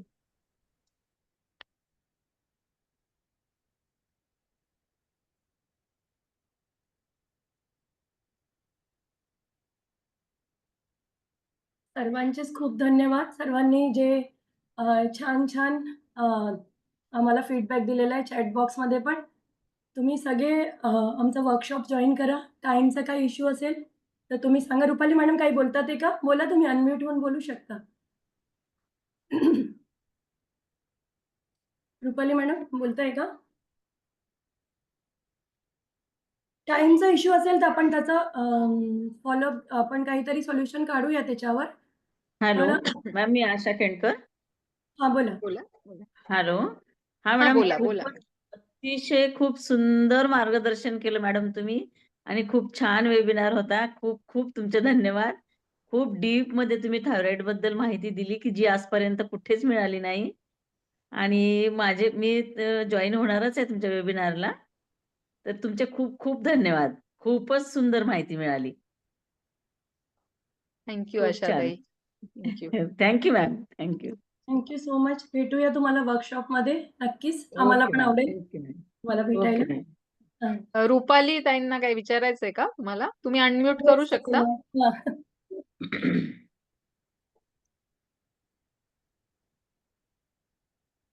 वेबिनार आपला सकाळी उद्या सकाळपासून चालू होतोय 7 to 8:30 आणि तुम्हाला प्रॉपर गाईडन्स मिळेलच त्याच्यात. तर ज्यांनी वर्कशॉप जॉइन केलं आहे त्यांच्यासाठी स्पेशल ऑफर आहे. काल आणि आज ज्यांनी वर्कशॉप जॉइन केलंय, ते आज रात्रीपर्यंत तुम्ही पेमेंट करू शकता. 1999 या फीसमध्ये आणि नंतर उद्यापासून तुम्ही वर्कशॉप जॉइन करू शकता. त्याची लिंक आम्ही ग्रुपमध्ये पाठवू मग. अं, Zoomवर असणार आहे. पूनमताई काही बोलताय का तुम्ही? तुम्ही म्यूट मॅम आहात. अनम्यूट करा. मॅम मॅम एक विचारायचं होतं. हां, बोला. चालेल का? बोला. हां, वेळ जर तुम्ही थोडा लवकर ठेवला तर नाही चालणार का? 6 थंडी ते आहे. 7:30 वगैरे? थंडी आहे. कारण कसं नंतर घरचेही थोडेसे कामं असतात जाणं म्हणजे सगळ्यांचे वगैरे थोडंसं मग डिस्टर्ब होतो. तेवढ्या वेळेला पहाटे तुम्ही कितीही वाजता ठेवला तरी चालेल. अरे वाह! तुम्ही म्हणताय ताई, पण बाकी सगळे जण होतील की नाही एवढ्या कारण पहाटे माहिती नाही सगळ्यांना जॉइन. सगळ्यांना 7च्या नंतर घरगुती कामं सगळ्याच लेडीजला असतात आणि ॲडजस्ट करणं थोडं हे होईल डिफिकल्ट होईल. तुम्ही पहाटे 5 वाजतापासून केव्हाही ठेवला तरी चालेल 7-7:30 पर्यंत. 8:30 म्हटलं की मग कसं घरचं सगळं राहतं, जाणारे येणारे ते सगळं डिस्टर्ब होतं मग. थोडा वेळ लवकर ठेवला तर चांगलं आवडेल मला. याच्यावरती एक सोल्युशन सांगते मी. तुम्ही लवकर उठून घरची कामं सगळी आवरून घ्या आणि मग निवांतपणे वेबिनार आपला वर्कशॉप जॉइन करा. हा एक त्याच्यावरती उपाय चांगला आहे. सोल्युशन आता कारण की तुम्ही तयार आहात 5 वाजता उठायला, आम्ही देखील तयार आहोत. पण सगळेच जे पार्टिसिपंट 5 वाजता उठतील असं म्हणजे मी गॅरंटी नाही देऊ शकत. कारण की हां, ते थंडीचे आहे दिवस म्हणा. आहेत. हां, आणि बरोबर, कसं बरोबर. सगळे जॉइन झाले पाहिजे, त्यांनी आता हं. रजिस्टर केलंय. थोडा त्यांचा देखील विचार करायला लागतो सगळ्यांचाच. तर हो. हा एक आणखी उपाय कोणाचं तुम्हाला काही सांगितला आहे त्यावरती. हां. चालेल, चालेल. पूनमताई काय ओके, बोलतात आहे? ओके. पूनमताई बोला थँक तुम्ही. अनम्यूट करा. बोला.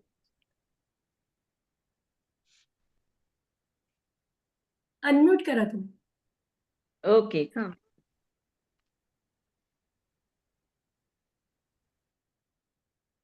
हां, बोलू शकते पूनम. हां. ॲक्चुअली लेक्चर खूप छान झालं. मेडिटेशन पण छान होतं. मी दुबईला असते. मला थायरॉईड नाही ॲक्चुअली. पण मला तुमचं हे लेक्चर अटेंड करायचंच होतं आणि माझी दुबईची एक खूप चांगली मैत्रीण आहे. तिच्यासाठी आणि आईसाठी मी दोघींनाही सांगितलं होतं. दोघींनी अटेंड केलं. आईलाही खूप आवडलं. आईने काल केलं आणि माझी मैत्रीण पण जॉइन आहे. तिलाही खूप छान वाटलं सगळं आणि नक्कीच आता ते दोघी फीडबॅक देतील. आणि त्यांना मी अजून पुढचं वेबिनार वगैरे जॉइन करण्यासाठी इन्सिस्ट करेल. बघूयात काय होतंय ते. Thank you so much doctor Amruta.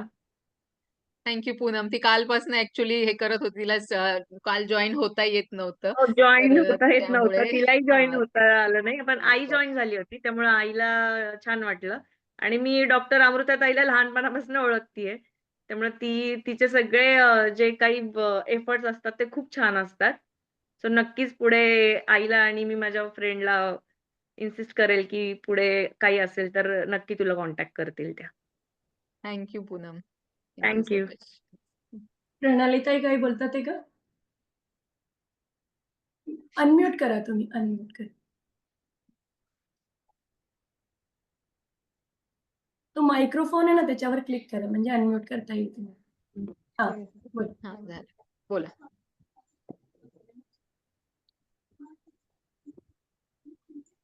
बोला, बोला. नाही मॅडम, मला नाही काय बोलायचंय. अच्छा. ऐकतेय. कसा वाटला तुम्हाला? कसं वाटलं? नाही, वेबिनार खूप छान झाला. म्हणजे बऱ्याचशा गोष्टी घेण्यासारख्या होत्या त्यात. आणि ऍक्च्युली मी आता योगा सुरू आहे माझा. तर त्यात आणि यात आहे थोडंफार साम्य, फार नाहीये, पण आहे असं. जे पण करताय पॉझिटिव्ह थिंकिंगनी कराल तुम्हाला नक्की रिझल्ट मिळेल. असा आमचा आग्रह नाही की आमच्याकडेच करा. पण योग म्हणजे योगच असतं आणि तुमच्या भविष्यासाठी खूप छान खूप शुभेच्छा आमच्याकडून. हो. Thank you. आपण आता कोणाला बोलायचं आहे का?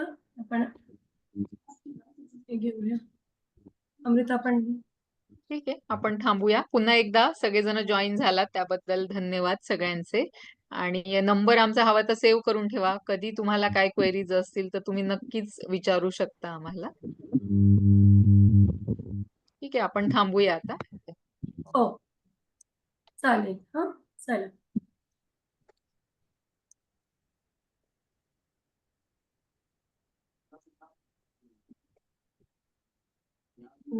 End meeting